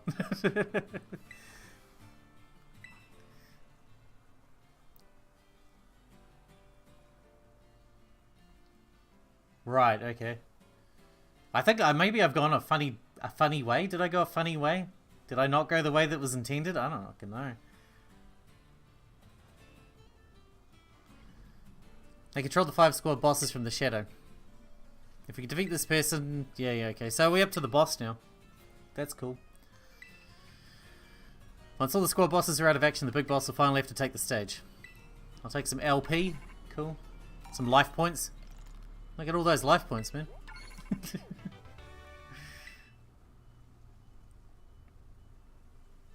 You mean to weirdly do this back and forth? Yeah. I don't know, I kind of like, for a bit I was following what the Nurse Joy told me to do, and then I just, because I became so strong it didn't matter anymore and I just went wherever. You can get to level 52 hours in? You can? Really? I thought you needed the gym badge to catch certain level Pokemon. Isn't that how it was in Sword and Shield? And they say that when you beat a gym leader that you can catch Pokemon up to whatever level. Is that not a thing? Hey there, Bobby. It sounded like a pretty serious phone call. I wasn't talking to you.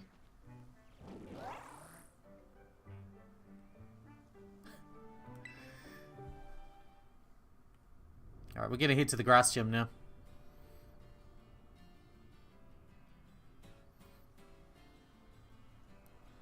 So that mastermind you were talking about, Cassiopeia mentioned them to me. Team Star's founder, the person who caused all kinds of misery at the Academy. Really? Jesus. If we don't take them down, I'll lose what I treasure most in the world. I remember trying that in Sword and Shield. Like, you'd walk out and the ones that are out in the field, in the first open area when you first go into it, sometimes you could run into, like, really high-level Pokemon, but if you throw a ball at it, it just bounces off like it's like a trainer Pokemon, you know? I just assumed it was the same here. I'll take materials now. Leave me alone. I have shit to do.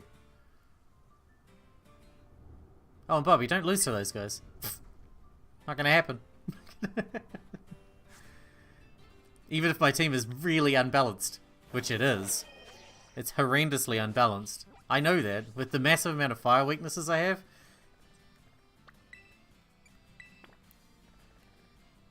Like, if I've learned anything, it's that you can beat any Pokemon game with any combination of Pokemon. You know? We need to head sort of south-ish.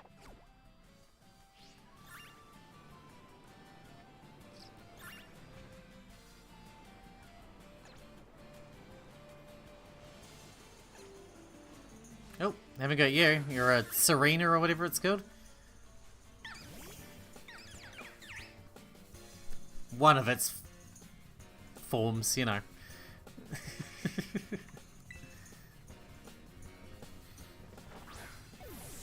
I literally can't hit anything anymore because it'll die. Come on.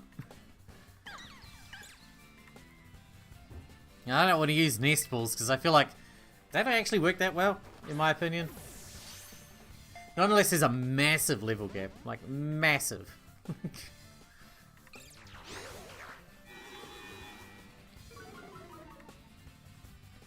I'll give one a go.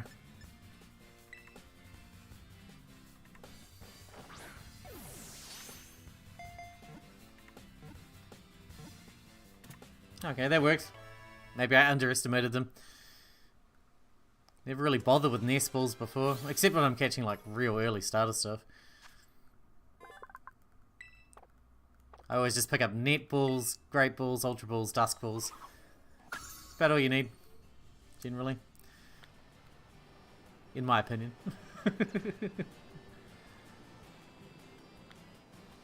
I don't have a skip bloom. No, not a Hoppip. I wanted the item. Fuck yeah.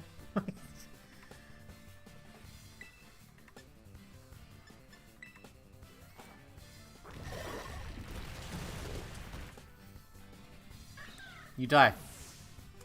Die, you gonna.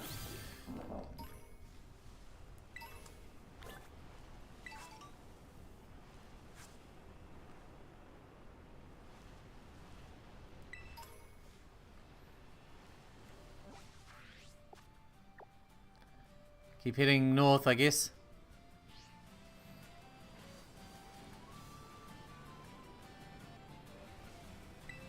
Man, they really put these flags everywhere to say that there's a base here, huh?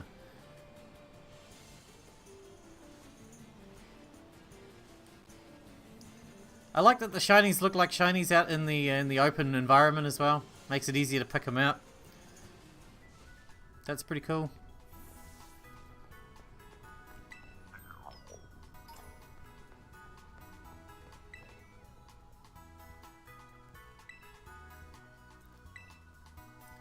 Zero? Oh man.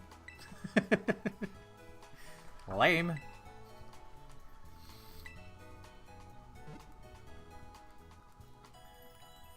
I really gotta kick this grass type thing for my team, or teach it something better.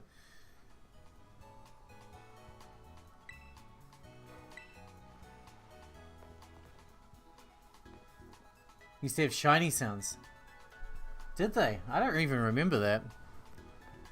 I've never been one for shiny hunting though, to be fair. Like, I've picked up quite a few shinies in my time, just because I've played it so much. And there was a time when I did a little bit of shiny hunting, but generally it's not been my thing. I came across a shiny Pseudo-Woodo yesterday and caught that. I liked that in like Gen 2 the shinies were a certain guarantee of like IVs. Like it had to have a certain amount of IVs to be a shiny. So all shinies were good inherently. Had good stats. Which is not a thing anymore.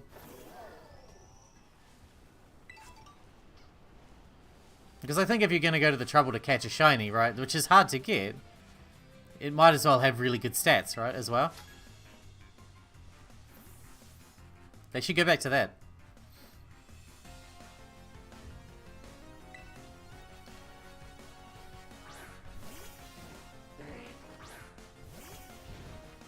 Oh no, a type disadvantage. Oh my god, the level's even lower. Level 17 now. 1 in 600. I mean, it's still a low chance though, but yeah, I see how you can hugely improve your odds.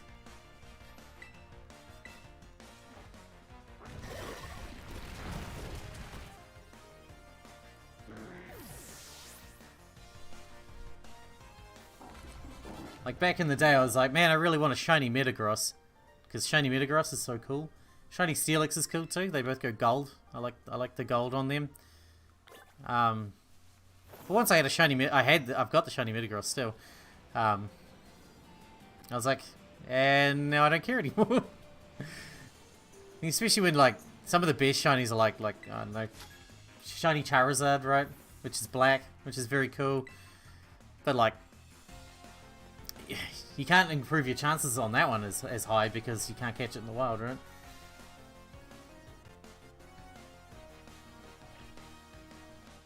A shiny Dex, yeah. High enough, yeah. If you're very fucking dedicated, sure. I'm not though. Not that dedicated. Because shinies don't mean anything anymore. They were like a status symbol, you know? That's it. And even that is kind of hugely diminished because of the fact that they're so much easier to catch now.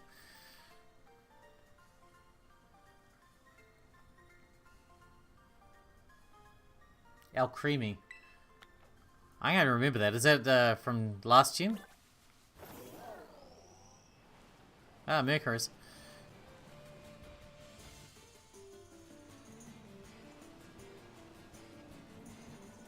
Anything's possible. For sure. Yeah, I thought... see, it's the one that has that Gigantamax form that's that big towering cake thing. Right? I remember that one.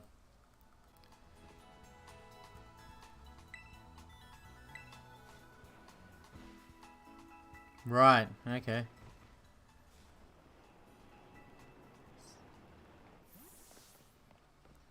So we have a grass gym here, huh?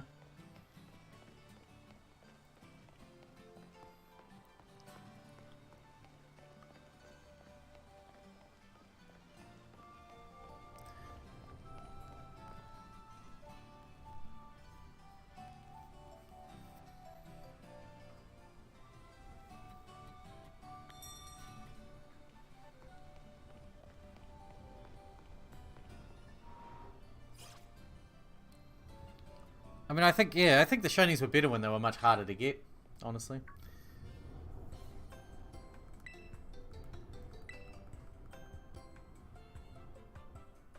Only one base is shiny. Well, that's good.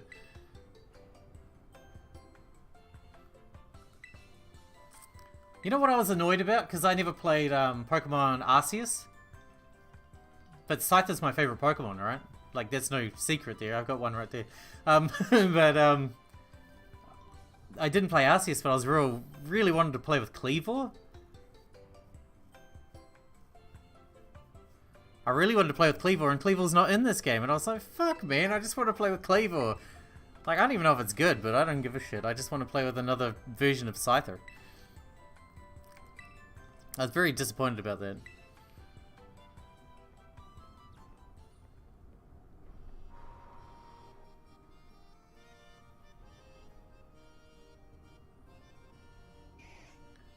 Yeah, I have event mons from those generations as well.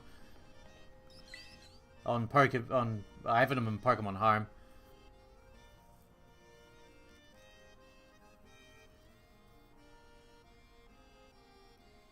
Beast Balls. Why would you do that to yourself?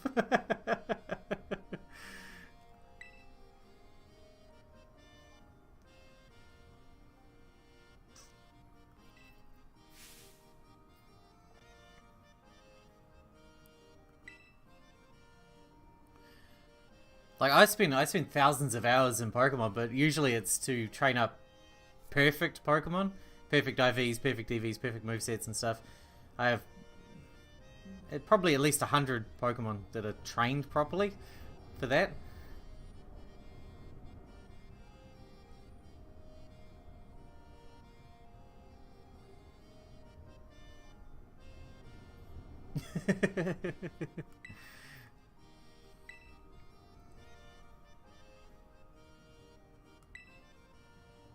Find the Sunflora located around Artisan. Yeah, I know what a Sunflora looks like.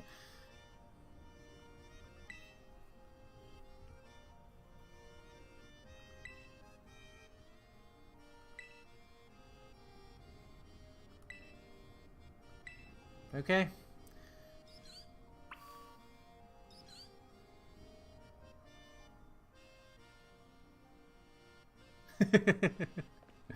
Yeah, I can imagine. I can imagine.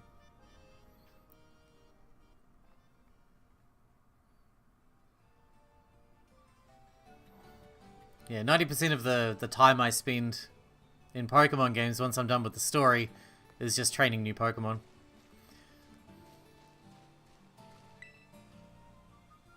I usually don't bother with like finishing Pokedexes or any of that sort of crap.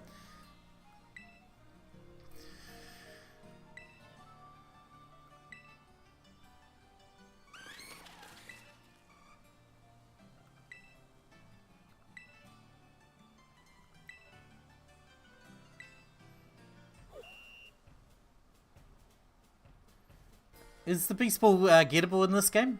I assume it is.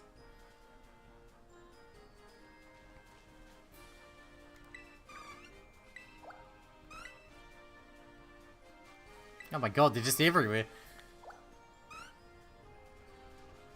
They're literally everywhere. What the hell?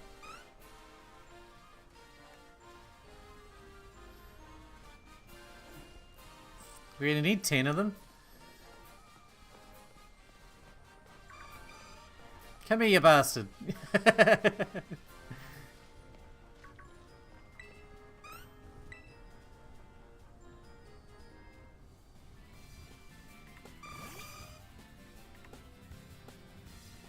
Oh, you want to fight? Level 14, oh man. Oh man, heavy slam. Stomp him into the ground. Curb stomp that bitch.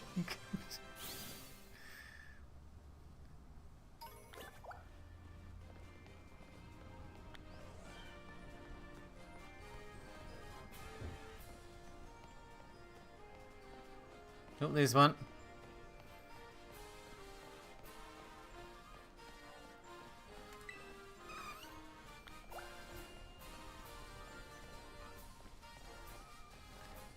This is my favorite gym test so far, not gonna lie.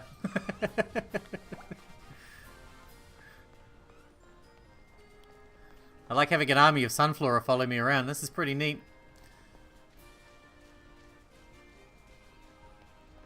Even if they are glitching as they walk. Their walk cycle's like real fucking low frame rate glitchy bullshit. Actually, that makes it more entertaining.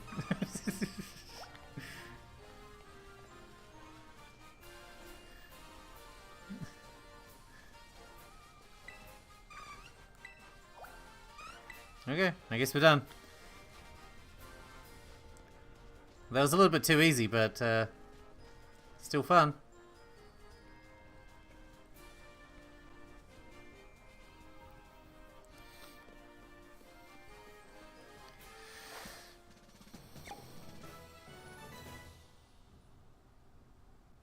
You know what? Against a grass type gym, we're going to be extremely well equipped.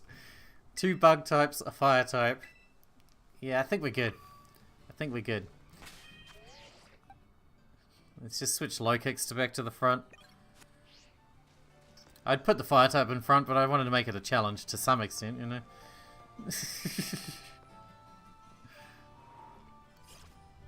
I tried to pull the push door. Wait, no, it's a sliding door.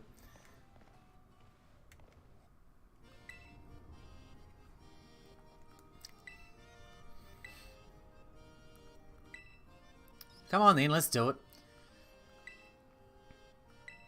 I say we do this. Here's my plan. We'll do this gym. We'll annihilate them. Then we'll go find the Titan that's nearby. We'll annihilate that. And then we'll end the stream there, I think. I think that's a lot done in like 2.5 hours-ish, probably. 2 hours. Somewhere between 2 and 2.5 hours. Greetings, Challenger. Oh my god. Stop showboating, asshole. Who the fuck do you think you are, the Ginyu Force? You did well to come this far. I'm Brassius, an artist specializing in grass-type Pokemon. I'm also the gym leader here at Artisan Gym. I was observing your gym test from atop the windmill, you know. Like a freak. The perception you displayed in finding Sunflora was truly, oh, how shall I describe it? Glitchy. Yes, it was truly avant-garde. I only pray that you might demonstrate that eye for beauty in our battle as well. Enough talk. We must begin creating our collaborative work of art. You know what? It's going to be... If you think one-sidedness is beautiful, then it's going to be very beautiful. You're in trouble, dude.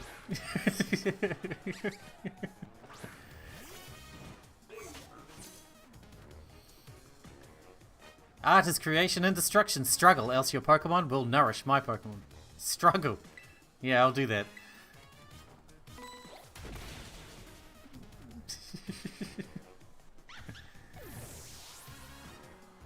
Level 16. How did this happen?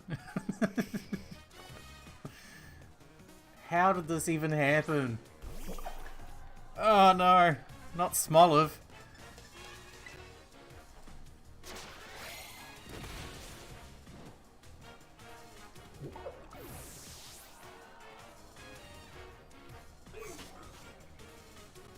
Pseudo-Widow.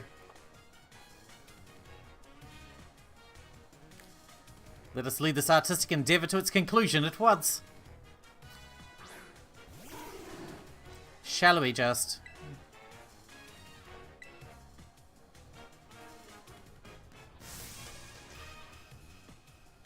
Yeah, I would imagine you did.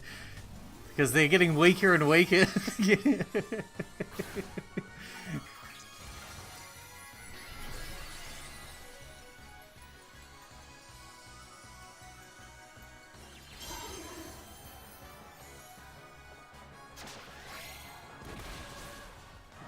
Hey, you survived. That's pretty... Oh, yeah, sturdy. Right. Hit me with a rock type attack. Let's see what you got. It becomes a race against the clock. Let us increase the pace. Sure.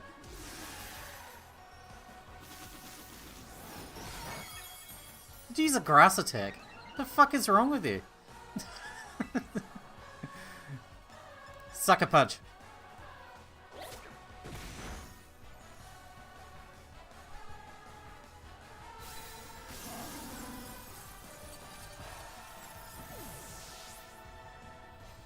At least he can say I didn't one-shot all of his Pokemon. Thanks to Sturdy.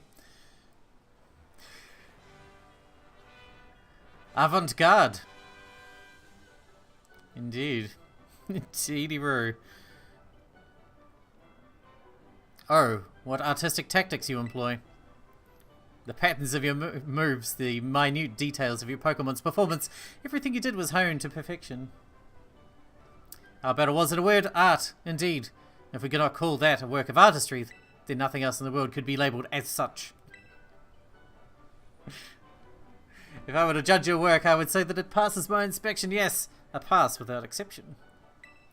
As proof of your artistic prowess, you may have my gym badge. Shall we take a photo as well? Oh, shall we? I would love to remember this forever. If you possess 6 gym badges, it'll be easy to catch Pokemon of up to level 50. My Pokemon are already level 50. Trailblaze. The user attacks suddenly as if leaping from tall grass. Okay. Farewell. I have a Titan to fighten.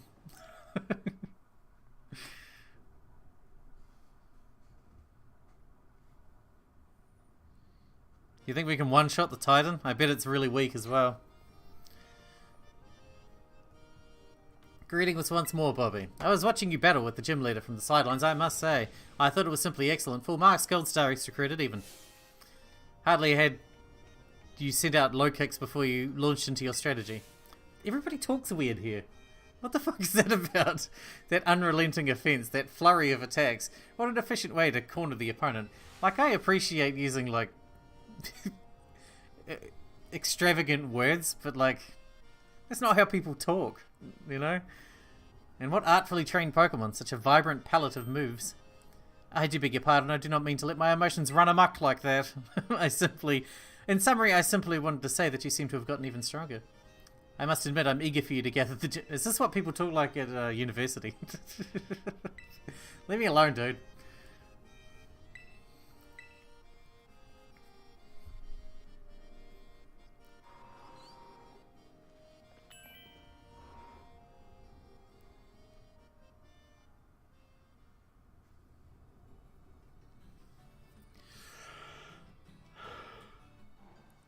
Okay.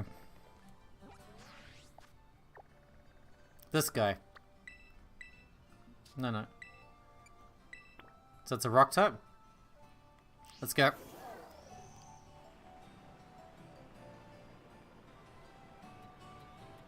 He's not going to stand a chance. Oh wait, I should probably heal, right?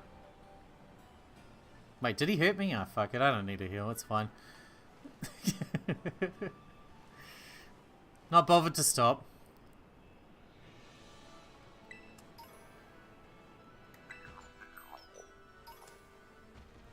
Battle me. Fool.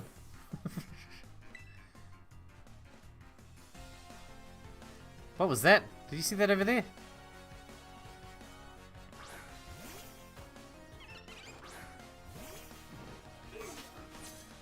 Yeah, it's they put the dead sunflower Pokemon. It's like when you put the heads of your enemies on spikes. It's just as a warning, you know.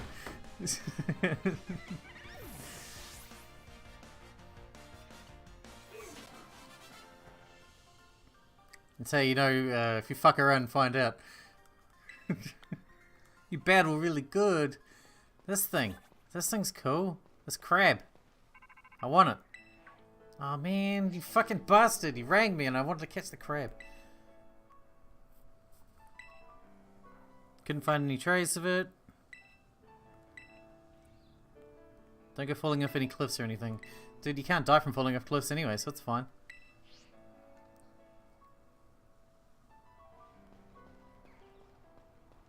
Crab! I like the crab. I mean, there's other crab Pokemon already, I guess, but... I like the crab. 15, oh man.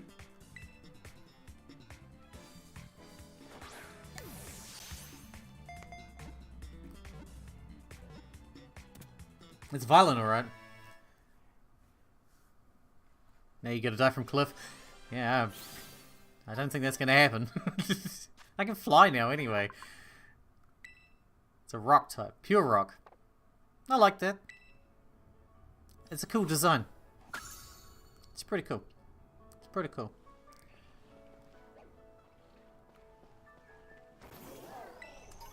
I mean, I already have a rock type. I really like Garganical, so it's gonna have to sit in my box. But still. Fight me.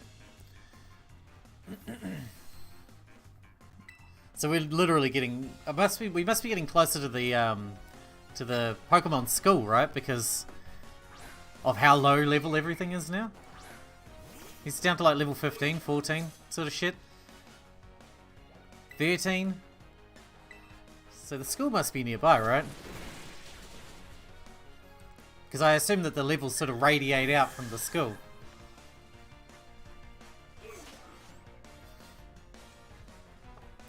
Orange Islands, yeah, I remember that. In the anime. I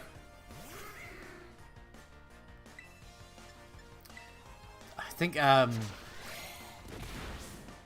wasn't long after that I stopped watching the anime, to be honest.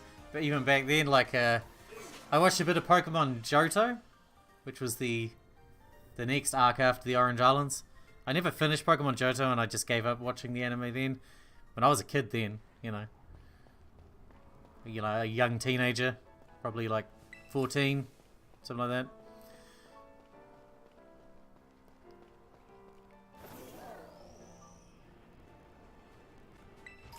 I got over the anime pretty quickly. Oh, I don't have a Shanks.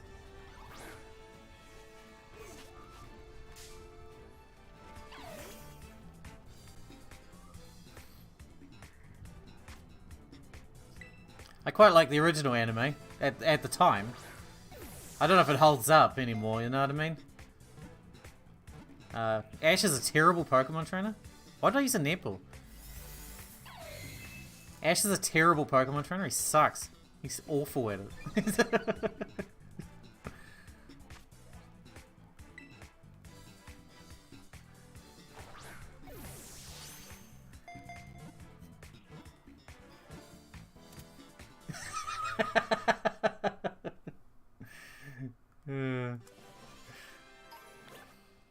To be a master.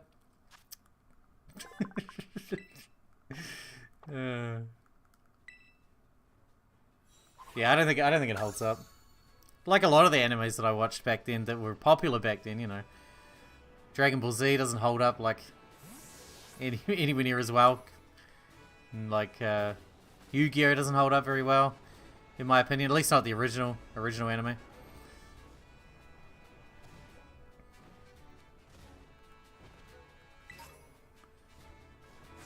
All those big shonens from the time, they just don't hold up.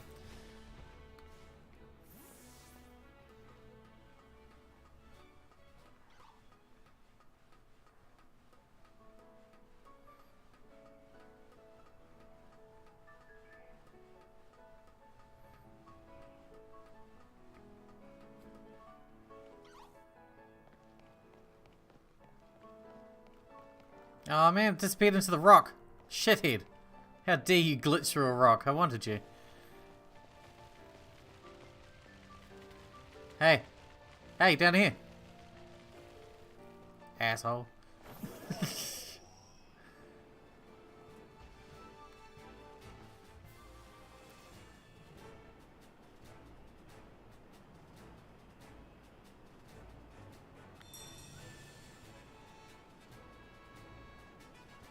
Fight me, jerk.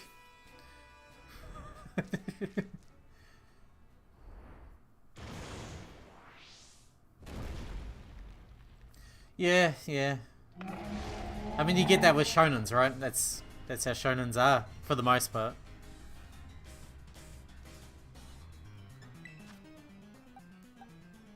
I mean, I don't need to switch. Why am I trying to switch? He doesn't have a level, but I know that we're going to stomp him.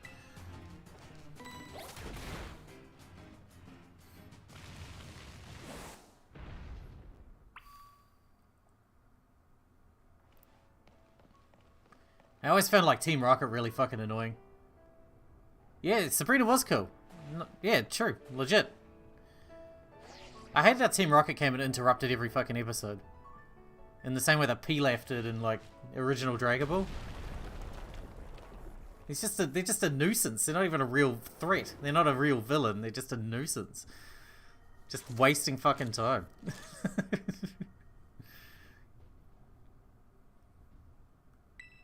Yeah, I found it. And that thing's a Stony Cliff Titan? No Cloth has any business being that big. Yes, it's going to be even stronger now. Sabrina was real cool. I liked, I think it was...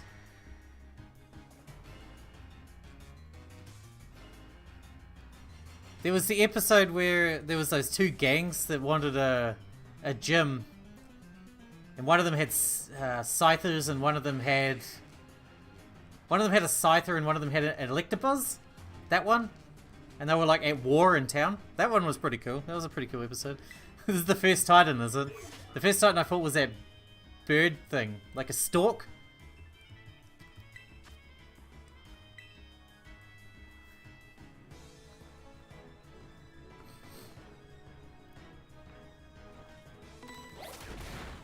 Dude.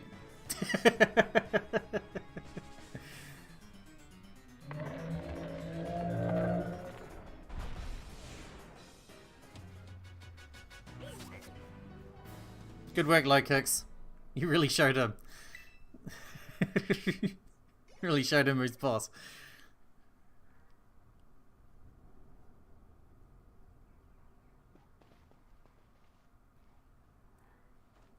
What ability does this one give? Because whatever it is, I haven't needed it.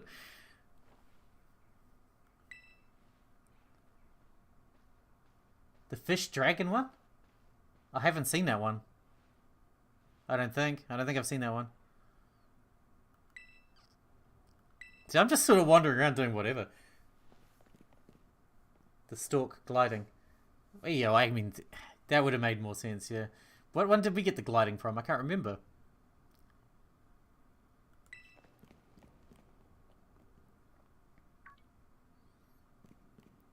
That worm one should give us the ability to burrow through the ground. That would be cool.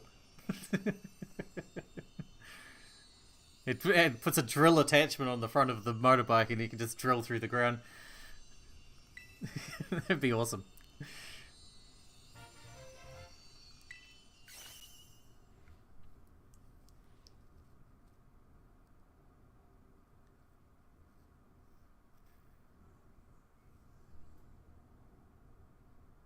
Oh, okay.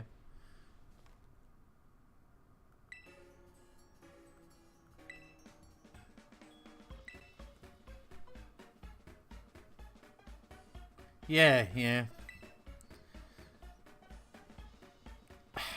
I've... Yeah, that makes sense. Why didn't they just do level scaling like fucking Elder Scrolls, right? Wouldn't that make more sense? Like, I know it makes sense, like, some games like Elden Ring doesn't do level scaling because I mean, to some extent that's a problem as well, but the path you take is much more rigidly structured in that game. You can't access certain areas until you do certain challenges, which proves that you're a certain strength. You know what I mean? But a truly open world game like, I don't know, Morrowind or Oblivion or whatever, where you can just go anywhere and do anything, the enemies scale their level to you. That would make a lot more sense to do in a game if they want it to be truly open world.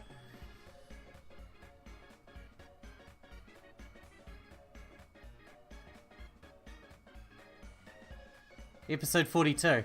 Yeah, yeah. That was a good episode.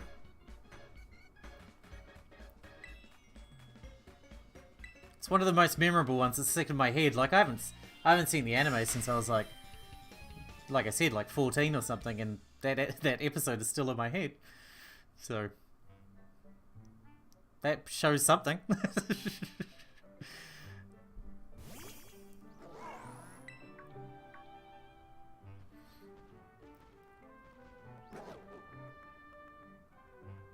Sandwich Spanish traditional food.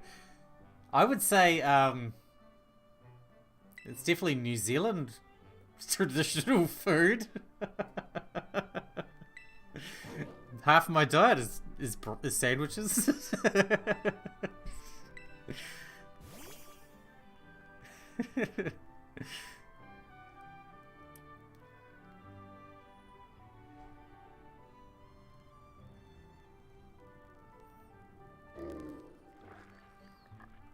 I thought that was more a British thing that we sort of got as a holdover, you know what I mean?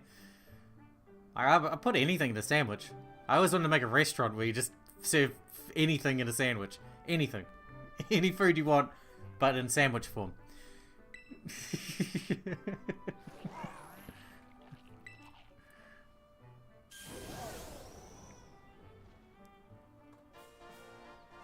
Which I'm thinking I need a pie sandwich for dinner today. Or lunch. What's the time?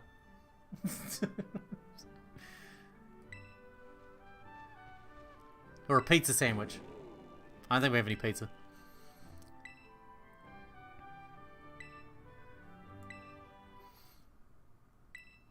A mental scar, like psychological trauma. Is this Pokemon like a Pokemon that you can actually get as a Pokemon and use it as a Pokemon? Or is it just a mount?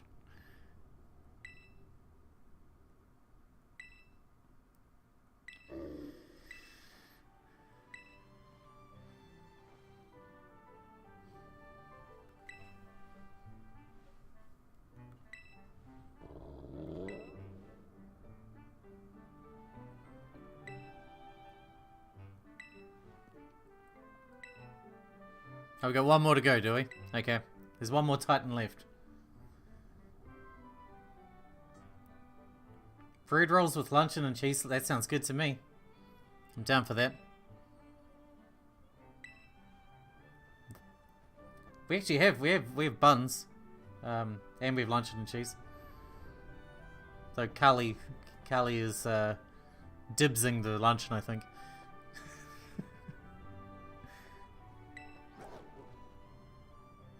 Have the fish left. Yeah, that must be the one I haven't done. Because I don't remember that one.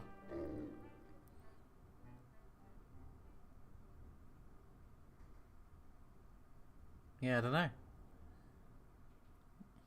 I got gliding, was probably the last one I got before on yesterday.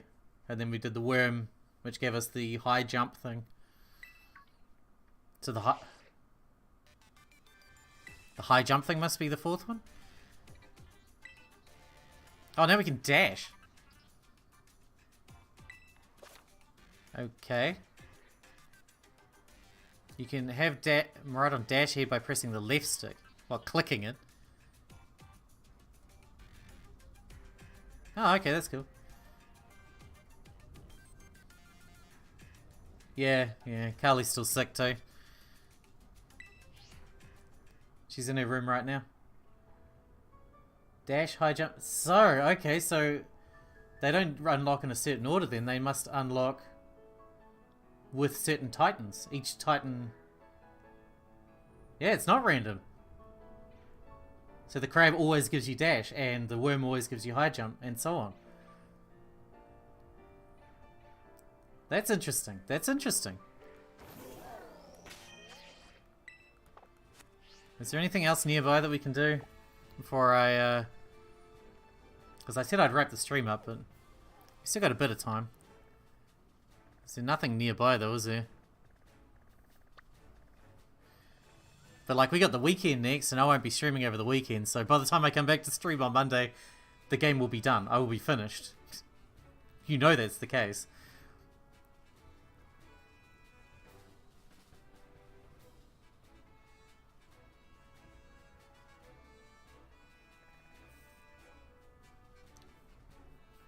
The crab makes more sense to give the last... Yeah. So where's this fish one? Hang on, let's zoom out a little.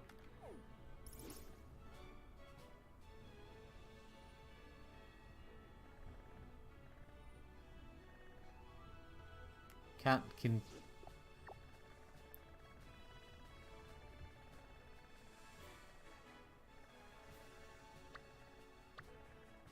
Oh, this one. It's this one, isn't it? Titan badge, dragon. That's near a fairy gym by the look of it, and a ghost gym on fairy crew. Are these are like 45, 55. These ones here are like swarms or herds or whatever of Pokemon, eh? I never really paid attention to these, but I assume that's what they are?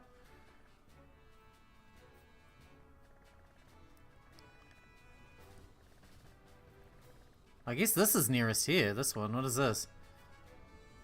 The Fighting Cruise Base. Because we're not that far from there. Let's head down there. Let's start wandering in that direction. I'm not saying we'll get it done during the stream, but I think we should probably head in that direction. And see what happens between now and then.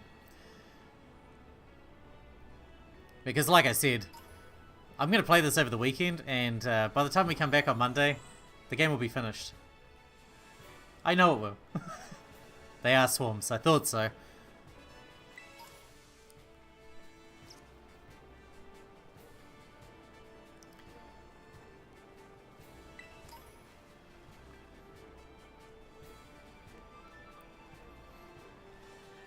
I mean, even though the game's finished, doesn't mean there won't be any content to cover, obviously.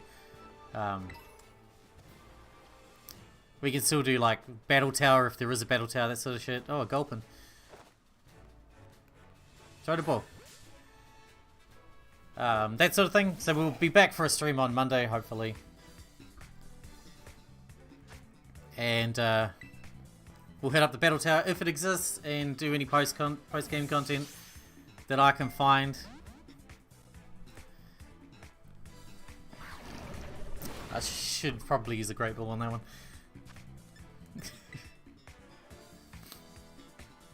There's a few Pokemon around here I don't have, but I'm far too strong to hit them.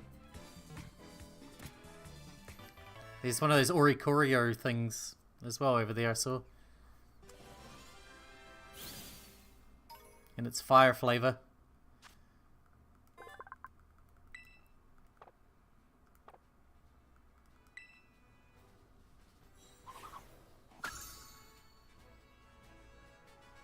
And I will make a video afterwards, like I said, that will go over my final thoughts once I'm like done with the game.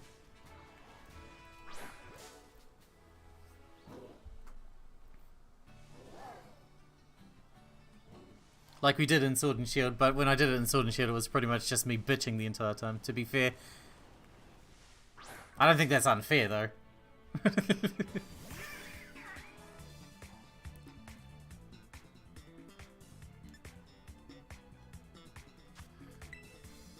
I don't think bitching about that game was unfair at all.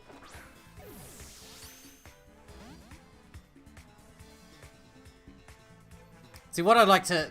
My biggest comparison between this and Sword and Shield was that the big... like... It comes down to the choice whether you'd prefer a game that is polished and completely unambitious, or ambitious and janky as fuck, right? Because that's the difference between the two. This game is ambitious and janky.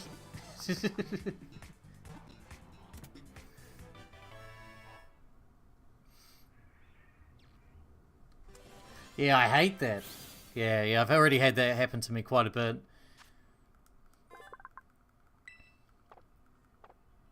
Oh, you get different plumage colors. I like that they have the forms on the different forms on the Pokédex now. It says what form it is. Speaking of forms, where'd that bird go?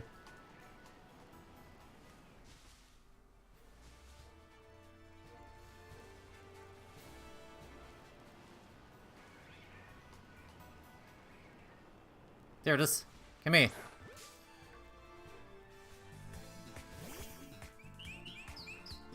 Personally, from a personal position, I'd much rather play a janky game that's trying to do something ambitious than a well-polished game that's not really trying to do anything.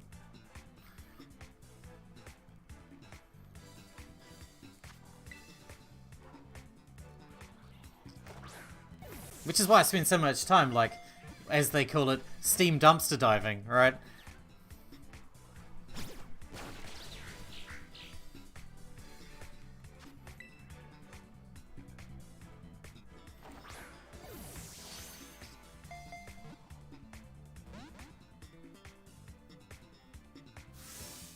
Yeah, it's true. I totally agree.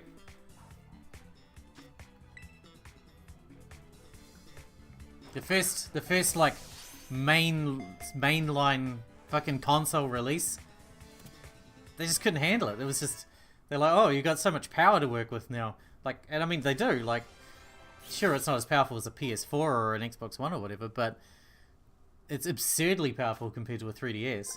And they've done nothing with that power. Nothing at all.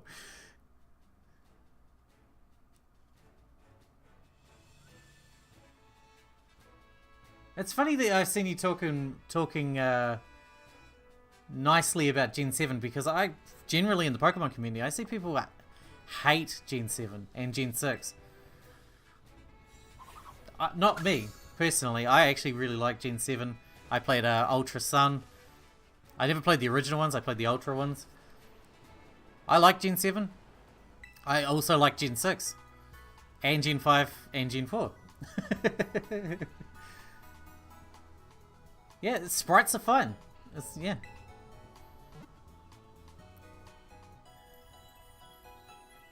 Maybe they're not giving Gamefreak enough money. Like, at the end of the day, people are like, "Oh, it's not acceptable for a, you know, multi-billion-dollar franchise, the most valuable franchise in the world, to have such janky games, right?" But that money is Nintendo's. It's not Game Freak's. How much money? We don't know how much Nintendo pays contracts Game Freak to pay to make these, right?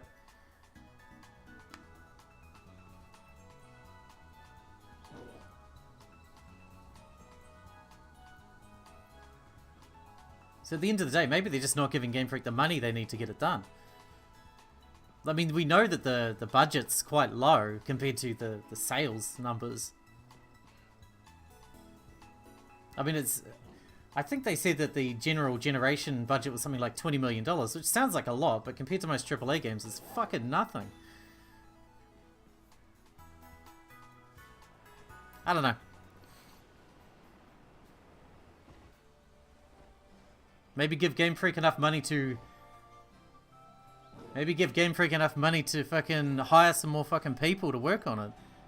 It's a small development studio as far as I'm aware. It's not huge by any stretch of the imagination. Yeah, Pokemon Company is hoarding all the money. I don't even think it's Game Freak's fault. I mean, they're working under Nintendo's fucking time frame. They're working under Nintendo's budget. They're working under Nintendo's rule. They do what they're told. That's all. I know it's not... I know it's kind of blasphemous to shit on Nintendo, but I largely blame Nintendo for the problems.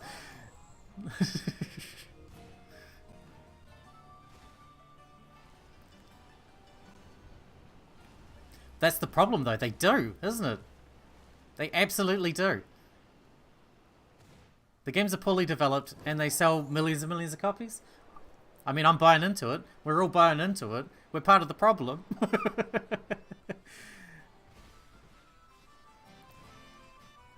I don't know.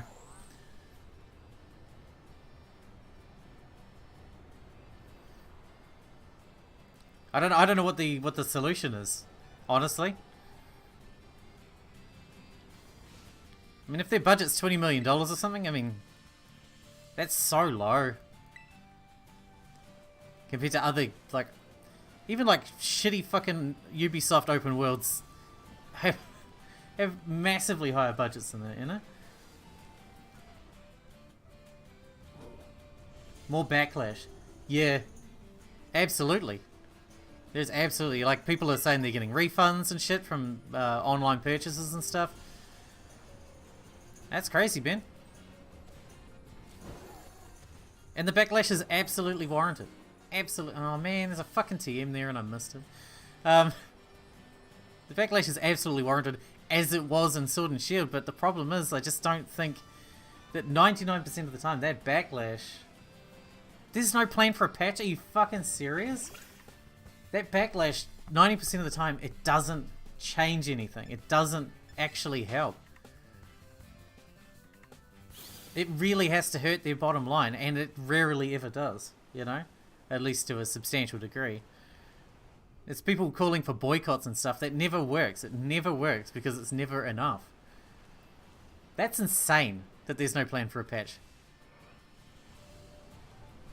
That is absolutely fucking insane. Like, I was running under the impression that, oh yeah, it's janky as fuck graphically and shit, but they'll fix it, you know. They're not gonna fix it. No, fuck that. It's fine. It's fine as is. Cool. Excellent. That's mind-boggling.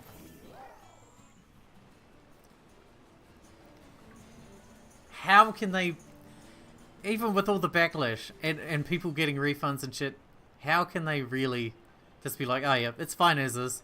It's working as intended, you know? Really?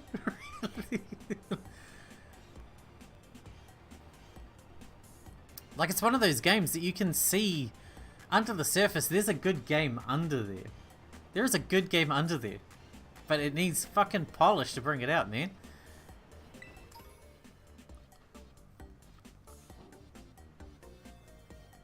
That's insane, though. They should be publicly on the record being like, yep, we know there's a problem, we're gonna fix it. We're working on fixing it right now. That would at least stem the tide of backlash and fucking refunds. To some extent. That's what any other PR company would do. It's insane that Nintendo is so secure in its, like, dominance. And the fact that it is blasphemous to talk shit about Nintendo. That, you know, you can't say a bad thing about them, and it makes it so that they can get away with doing anything, and they just don't give a fuck. And they don't have to give a fuck. Even companies like EA that are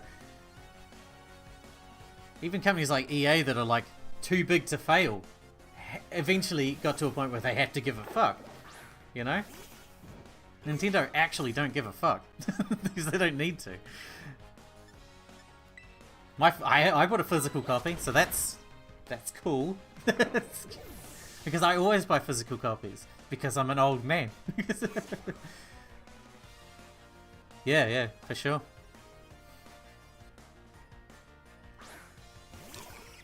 The only time I ever buy digital copies on Switch is when that's the only kind of copy you can get.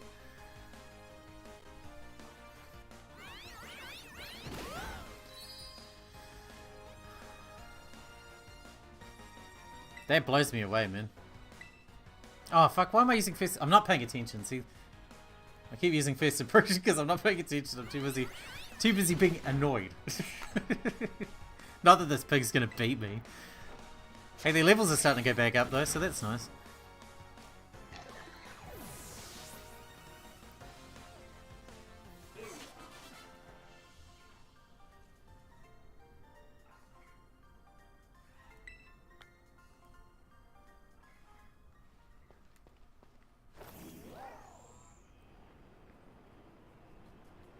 I'm curious to see what happens in the... Like, I mean, it's the exact same attitude. The exact same attitude they took with the backlash over the Pokédex and Sword and Shield, right? They said, that's the way it is and we're not going to change it, go fuck yourself, right? And people just went, okay, fair enough, cool. That's how it is then. That's the exact same attitude they're going to take this time, isn't it?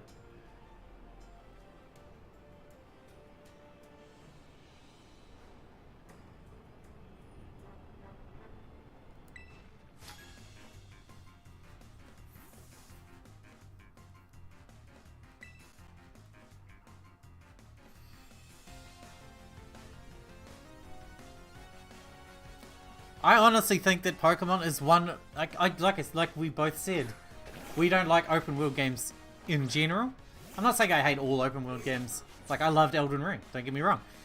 But in general, I usually don't like open world games, but I think Pokemon is one of those games that could really benefit from going proper open world. I would like to see it go full open world with full scaling. With Elder Scrolls flavored scaling.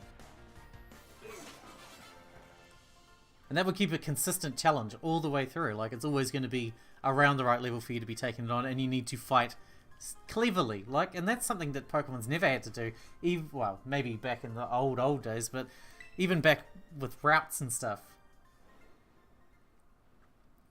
Even with routes and stuff, the progression was never that good, at least because the games were, like, too easy anyway, you know what I mean? Where the fuck are we? See, this is the problem with open worlds for me. I can't find my fucking way anywhere. Where are we going? Over here. We go over the water. So that's like north?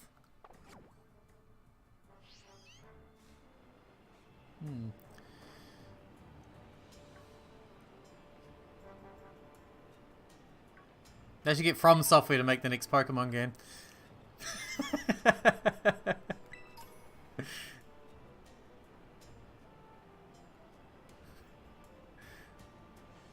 That's what I think.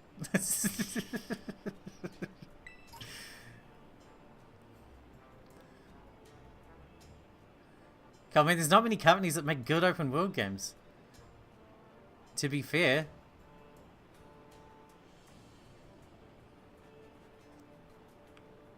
I hate to say it, but best on show as far as like open world games as a whole goes is probably Bethesda. Which, you know, is cringy to say based on, you know, recent Fallout entries.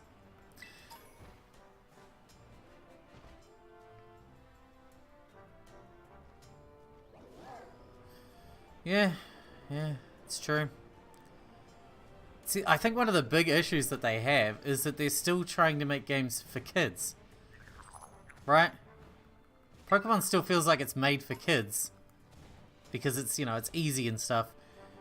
But, like, I think what they don't seem to realize is that most of their audience are, like, our age now. I'm pretty sure that that's the case, right? Most of Nintendo's audience are our age now.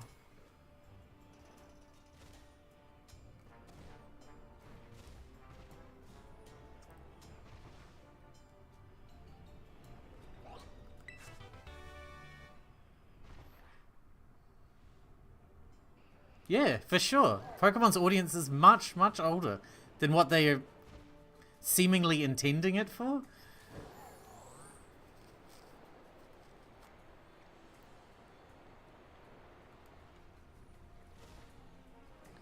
Most of the Pokemon audience are people like me who watched the anime when they were kids, and they're still the core audience. You know, we just followed it as we grew up. The games never grew up, but we grew up, you know. Yeah, yeah. You'd think that wouldn't be such an issue at Nintendo, but I guess it's an issue everywhere.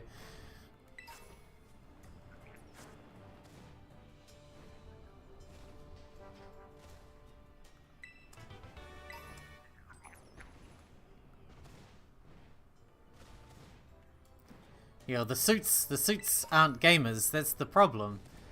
I don't understand why you have people that aren't gamers in charge of making the games.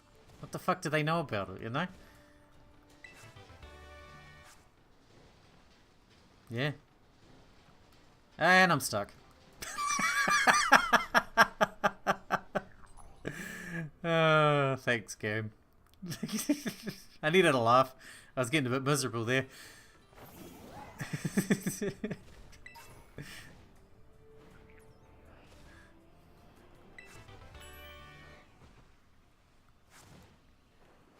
But see, they don't. It's not even that it makes more money, right? It's just that they speculate that it'll make more money. You know? That's how it feels anyway. It's like, oh, well, this game did this and made fuckloads of money. Oh, look, that's why we have a resurgence of like Souls-like games, or a resurgence of card battling games, or a resurgence of fucking Hollow Knight flavored Metroidvanias. Everyone's like, oh, this game did really well, so we're gonna make something like that. You know what I mean? Just because it's worked in a bubble doesn't mean it works every time. You know?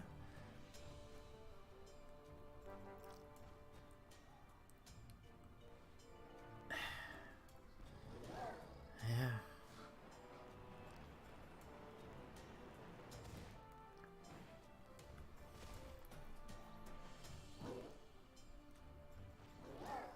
Because, yeah, I know what you're saying.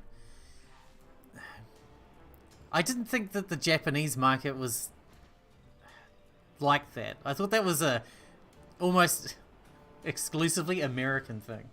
You know what I mean?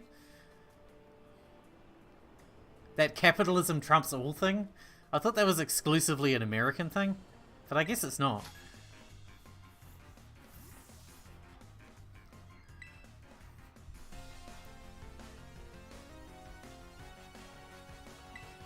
Yeah. I feel like a lot of Japanese companies felt like they actually care about the shit they make, which is something you don't get from American companies. American companies is always a means to an end, right? But most Japanese companies never felt like that. Yeah, exactly. Well, those three companies usually feel like they give a shit about what they make, though. All three of them. Like, there are examples of shitty Japanese companies, namely Konami and Square Enix, right? They're the worst. But they always felt like the outliers, not the standard, you know?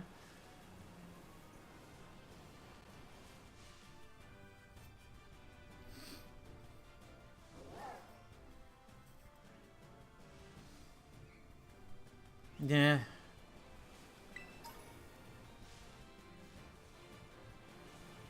Hey, Mimikyu. Guess I'll catch it. I guess they do, but the Japanese market is already huge on its own, right? I mean, this is why games like Yakuza and shit spent, like, the early Yakuzas, like, specifically, was 3, 4, and 5, didn't get American releases for, like, many, many years until after they released. Because they didn't think it would sell well, and the Japanese market's already, you know, a strong market on its own.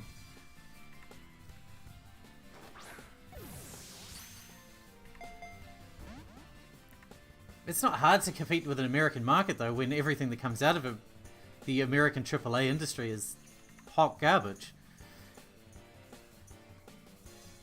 Yeah, I know, for sure.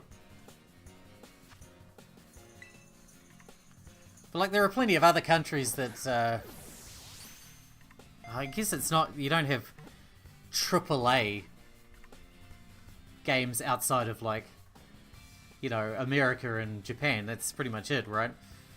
Everything else is indie.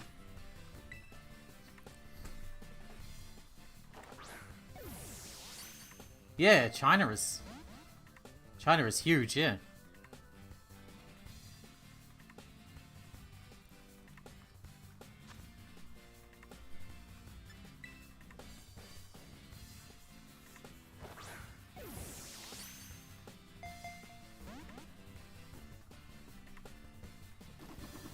I don't know.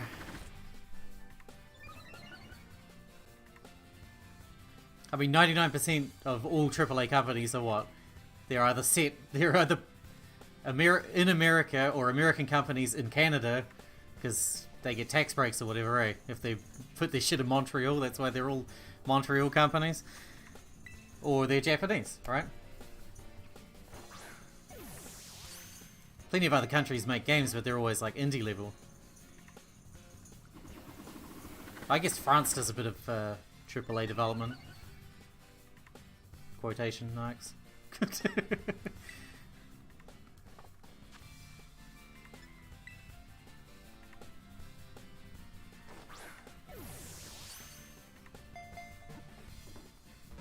Oh, this is going to be really fucking annoying. Oh, wait. Our first attack will just break its costume. I doubt that'll make it any easier to catch, though.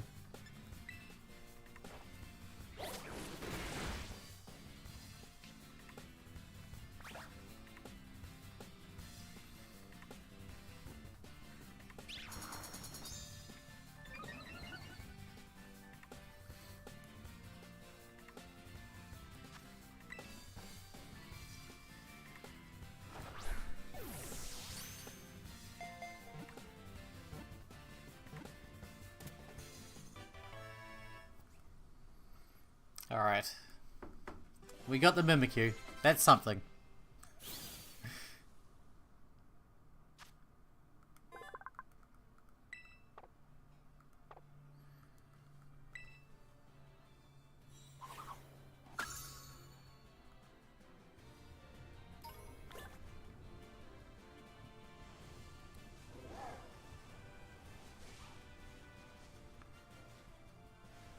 Do I have one of these already? I can't remember.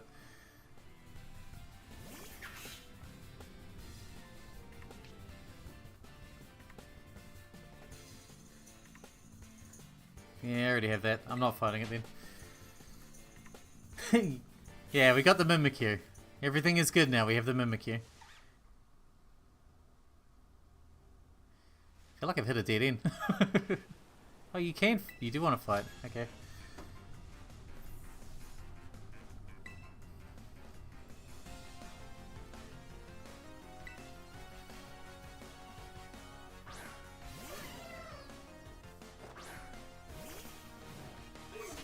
I honestly think that the AAA market it's going to collapse in on itself, and it's not that far away from happening.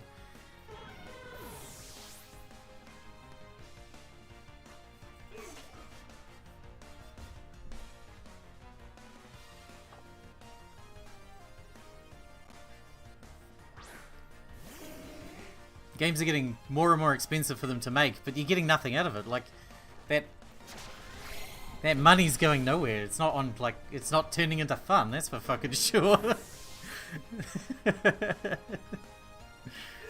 It's not more money equals more fun. If it was, it might not be a problem.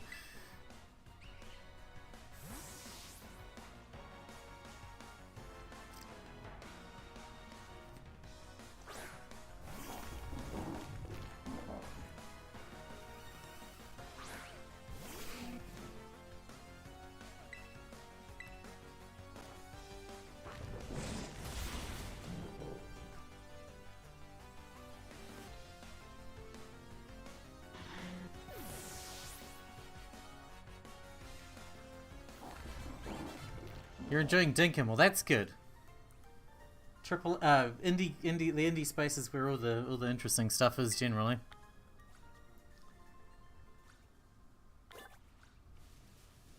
I'm told it takes a bit of getting used to.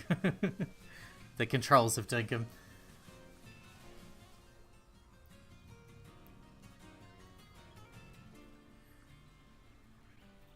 Fighting electric, I see. Water fighting. Oh, yeah, I see. At least it's dual type, right? I have a glaring weakness to fire because, you know, I like bug type Pokemon, so I ended up with 2 of them.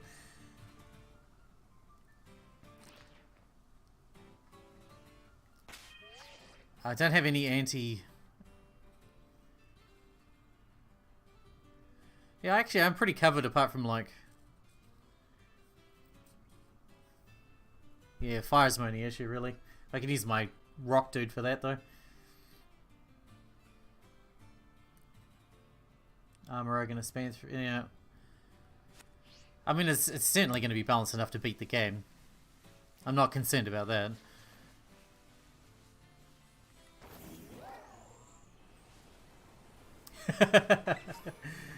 Yeah, that's true.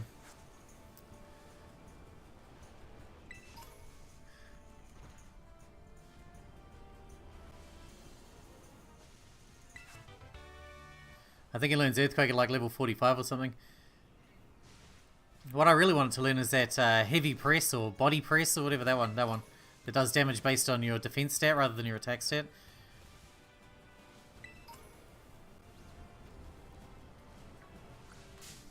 Oops. Dude, I don't want to fight. I'm going to though, but I don't want to.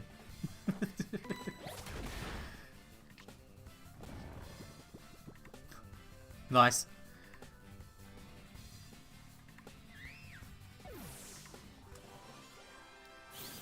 I don't even know how to get over this mountain to get to where we need to go. Oh, I forgot about the dash. We should try that too. How does that work? Click this. Okay. Well, that was underwhelming. Fucking hell.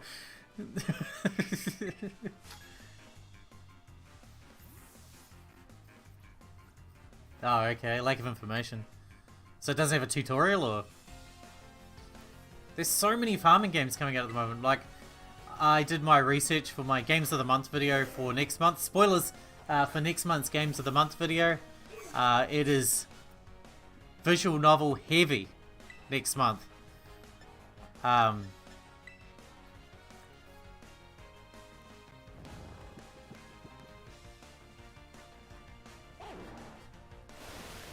Oh, okay.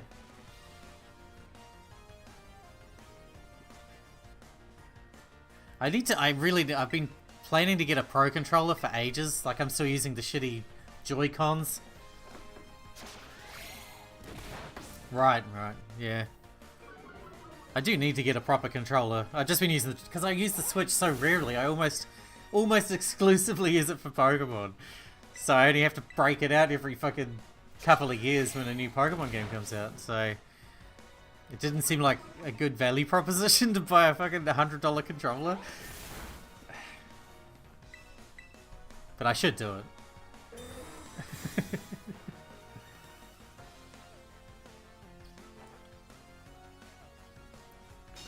I forgot what I was talking about.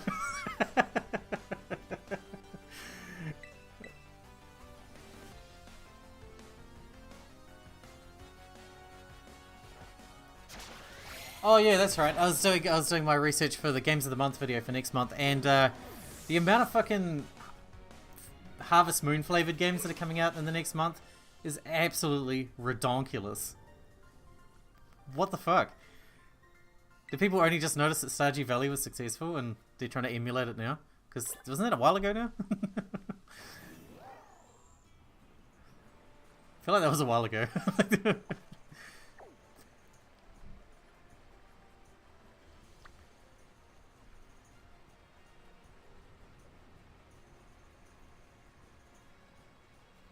Oh, right, okay.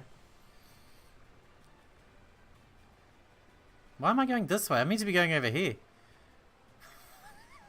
I'm not even paying attention anymore. I'm just distracted, okay? I'm spending too much time talking and not enough time playing the fucking game that I'm meant to be playing. That's because it's nearly 3 hours. I'm nearly done, you know? I got too involved in the conversation. What is that? Is that what the mole thing turns into? Interesting. I'm gonna have that. Ah, it's a fucking... Oh, I was gonna say it's a fucking ditto. It's not. You better thank your lucky stars I don't hit you with first impression and destroy your ass.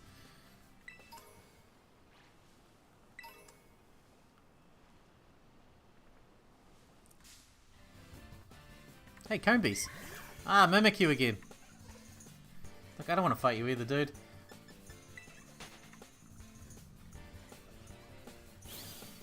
A Modest Ditto, that's a good one. I haven't even come across the breeders yet. I assume the breeding is still a thing, right? I haven't come across the Pokemon daycare or whatever the fuck it's called.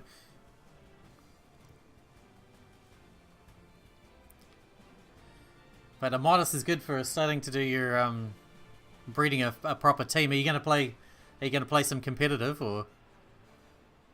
Because you said you normally don't, eh?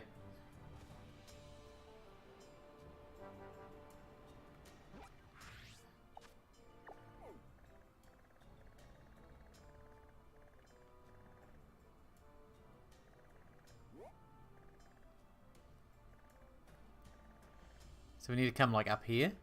Maybe? Ah. No idea. What? There's new mechanics for breeding. What is that? I need to know about this because I do a lot of breeding. That's the main thing I do, in fact.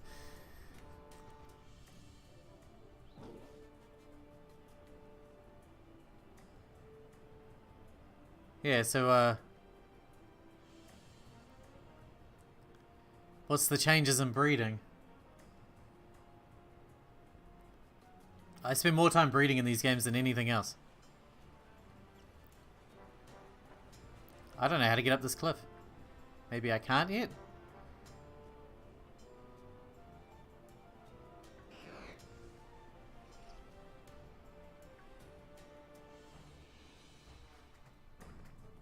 Eggs are now earned when you do a picnic.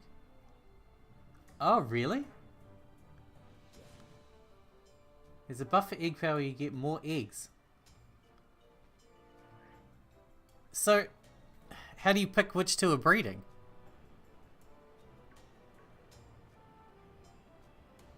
So you don't leave them in a daycare anymore. That's not a thing anymore?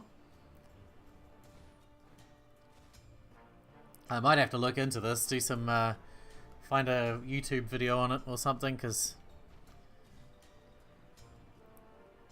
I've already picked out a few Pokemon I want to breed proper ones for, you know. You don't. What?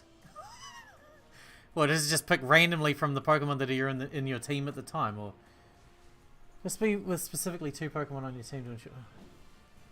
Okay, that's already sounding pretty clunky.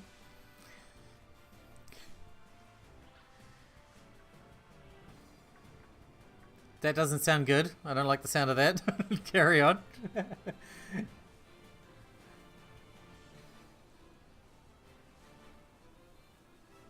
Why would they change that? Like, the breeding was annoying, or like even at the best of times, it was always annoying. But why make it worse?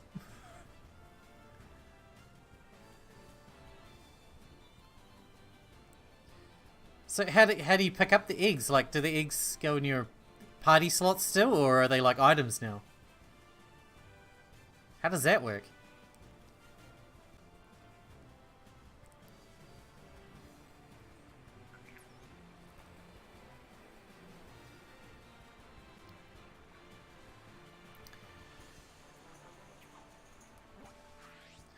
Well, whatever the case, I'm sure I'm going to have things to say about it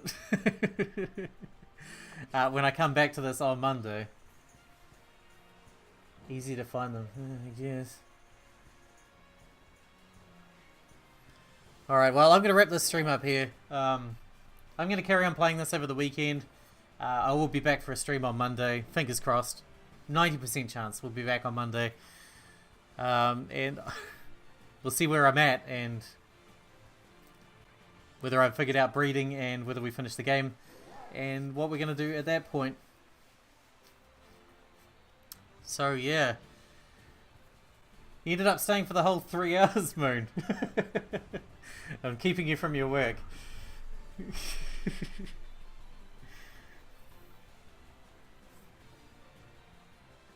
Are you working on Decide for God at the moment, or?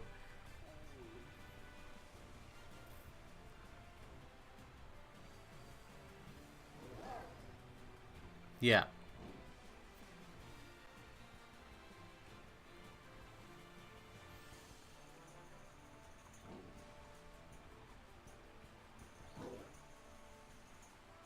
You have been here the whole time, Paige. Yeah, you work. Oh, okay. Are you developing full time, or do you have another job that you're working on this as well? You're like a main job.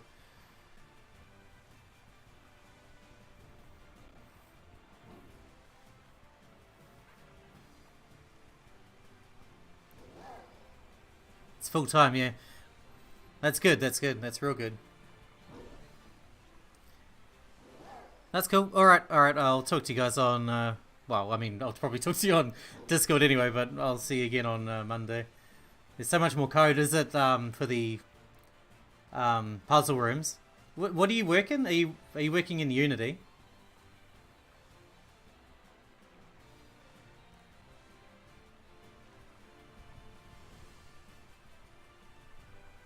Because you said you don't work in Ren'Py, eh?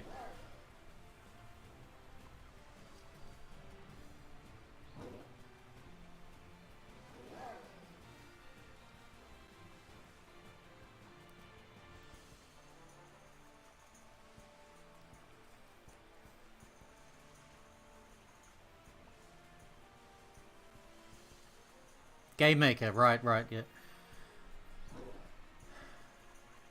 Yeah, I can imagine. I can imagine, like the exploration segments or the puzzle room segments that I've been working on are pretty basic, um, even more basic than the Birth Me Code ones for sure. Um, and even that, there's so much to do.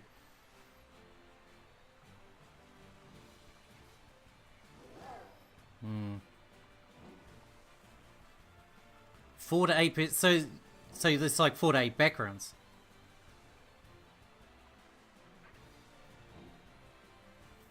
Is that right? They must be getting expensive then, because um you hire an artist for your art, right? You don't do it yourself.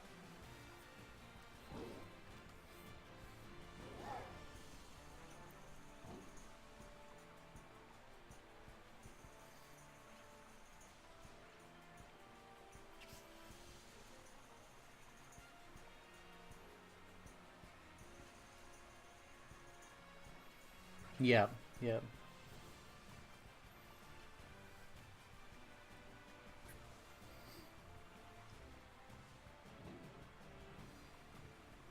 Very slow. You know, I've my background art was done pretty quickly, but I'm struggling with character art is taking ages. My artist is doing 2 characters a month. That's her workflow. So we're not looking to have the characters done until like done until, and that's not counting CGs. None of the CGs are done on my end. The character art won't be done until late January, probably. So yeah, it's slow going, man.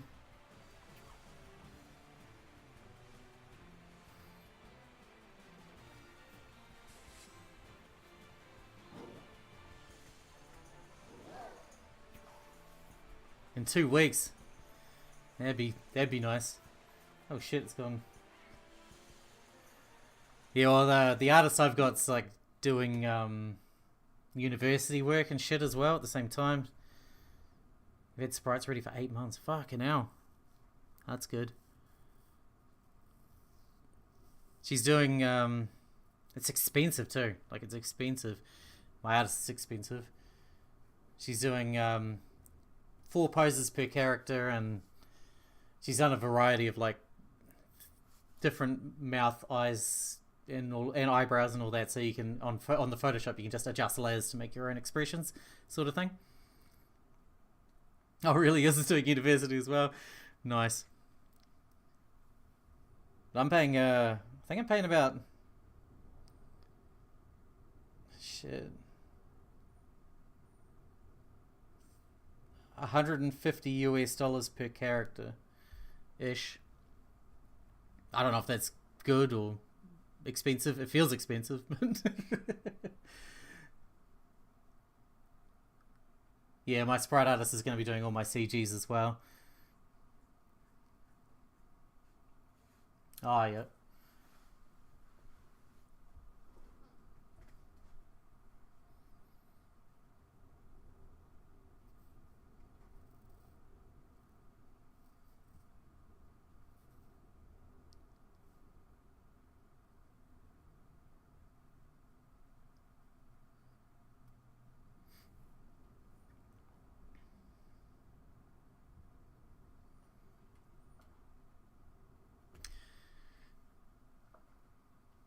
I'll put this on standby.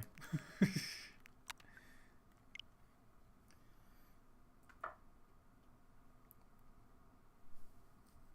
cheapest sprite set cost me was 120 US dollars. Oh wow, 390. Is that for one character?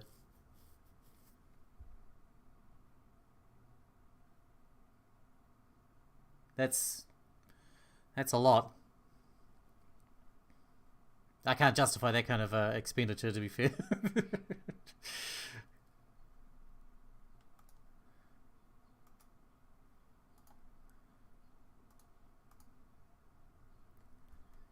One character, yeah, that's crazy. I'm sure you've seen in the Discord server that we've got 2 characters on my end done so far.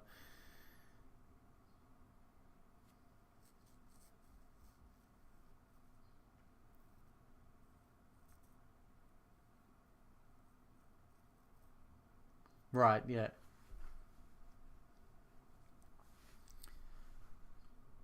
Hang on, I'll pull up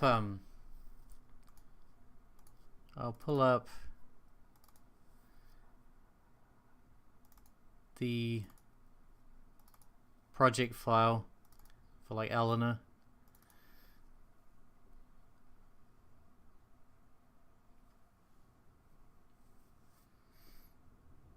The backgrounds for me were much cheaper than the sprite art. I was paying sort of probably about 70 US dollars per background ish.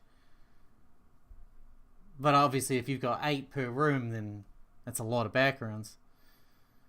I think all up I had less than 20 to do all up, yeah. So they've set it up so that you can just do like adjust your own expressions, like poses and all that sort of jazz, which has been nice. She's been real good. Like she's a good artist, but it's just that time that it takes, you know.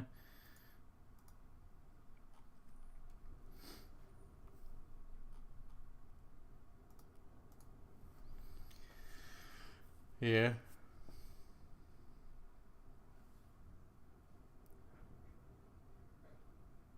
120 to 140. Shit. Yeah, it's more than double what I paid.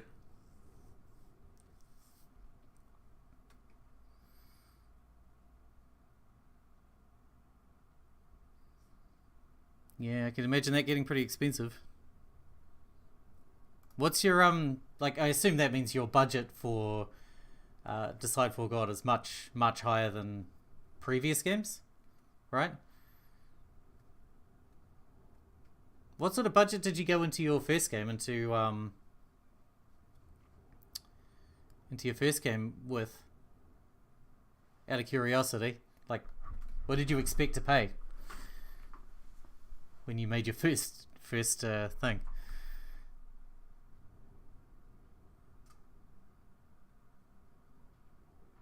Because I've struggled with like how much is an appropriate amount to spend on it. You know?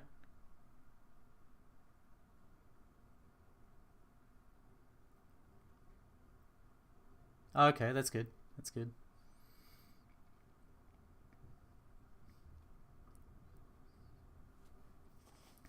Because I was like trying to keep my budget as low as possible, and it just kept creeping and creeping and creeping and creeping.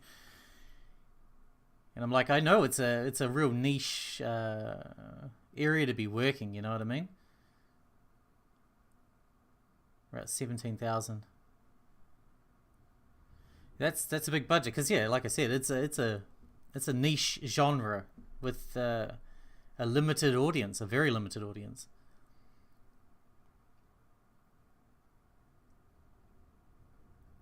Yeah, yeah, of course. Voice actors would bring that price up exponentially, right? I don't have voice actors either. Depends on the style of graphics. For what you mean? I think it's niche because um, because they're mystery visual novels. You know, that's the niche. Like you could probably do it if you make a dating sim. Sure, that's easy to find an audience. You know what I mean?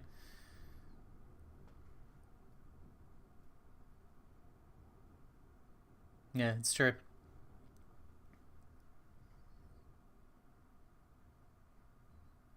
I think the graphics are less important than the genre as far as finding an audience goes. Oh, for the price of the art, yeah, that really depends, eh?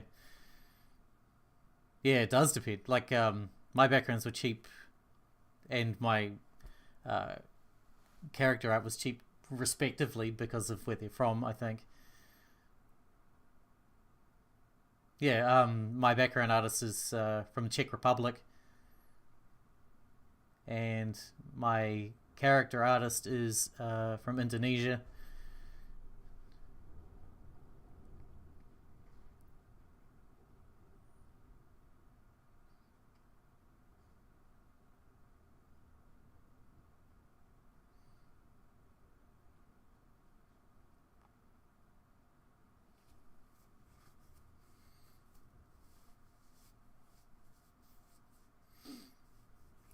All right, well, I better wrap this one up, eh? I'll be back on Monday anyway um, for more Pokemon and talking about visual novels.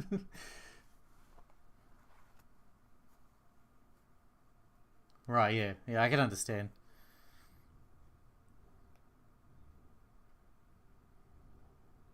I must admit, I haven't had too much trouble with communicating. Um, and one advantage I've had with working with someone from Indonesia is that they're pretty close by. Like Indonesia's pretty close to where I am, so there's not a huge time difference. Uh, Obviously, there's a massive time difference with the Czech Republic.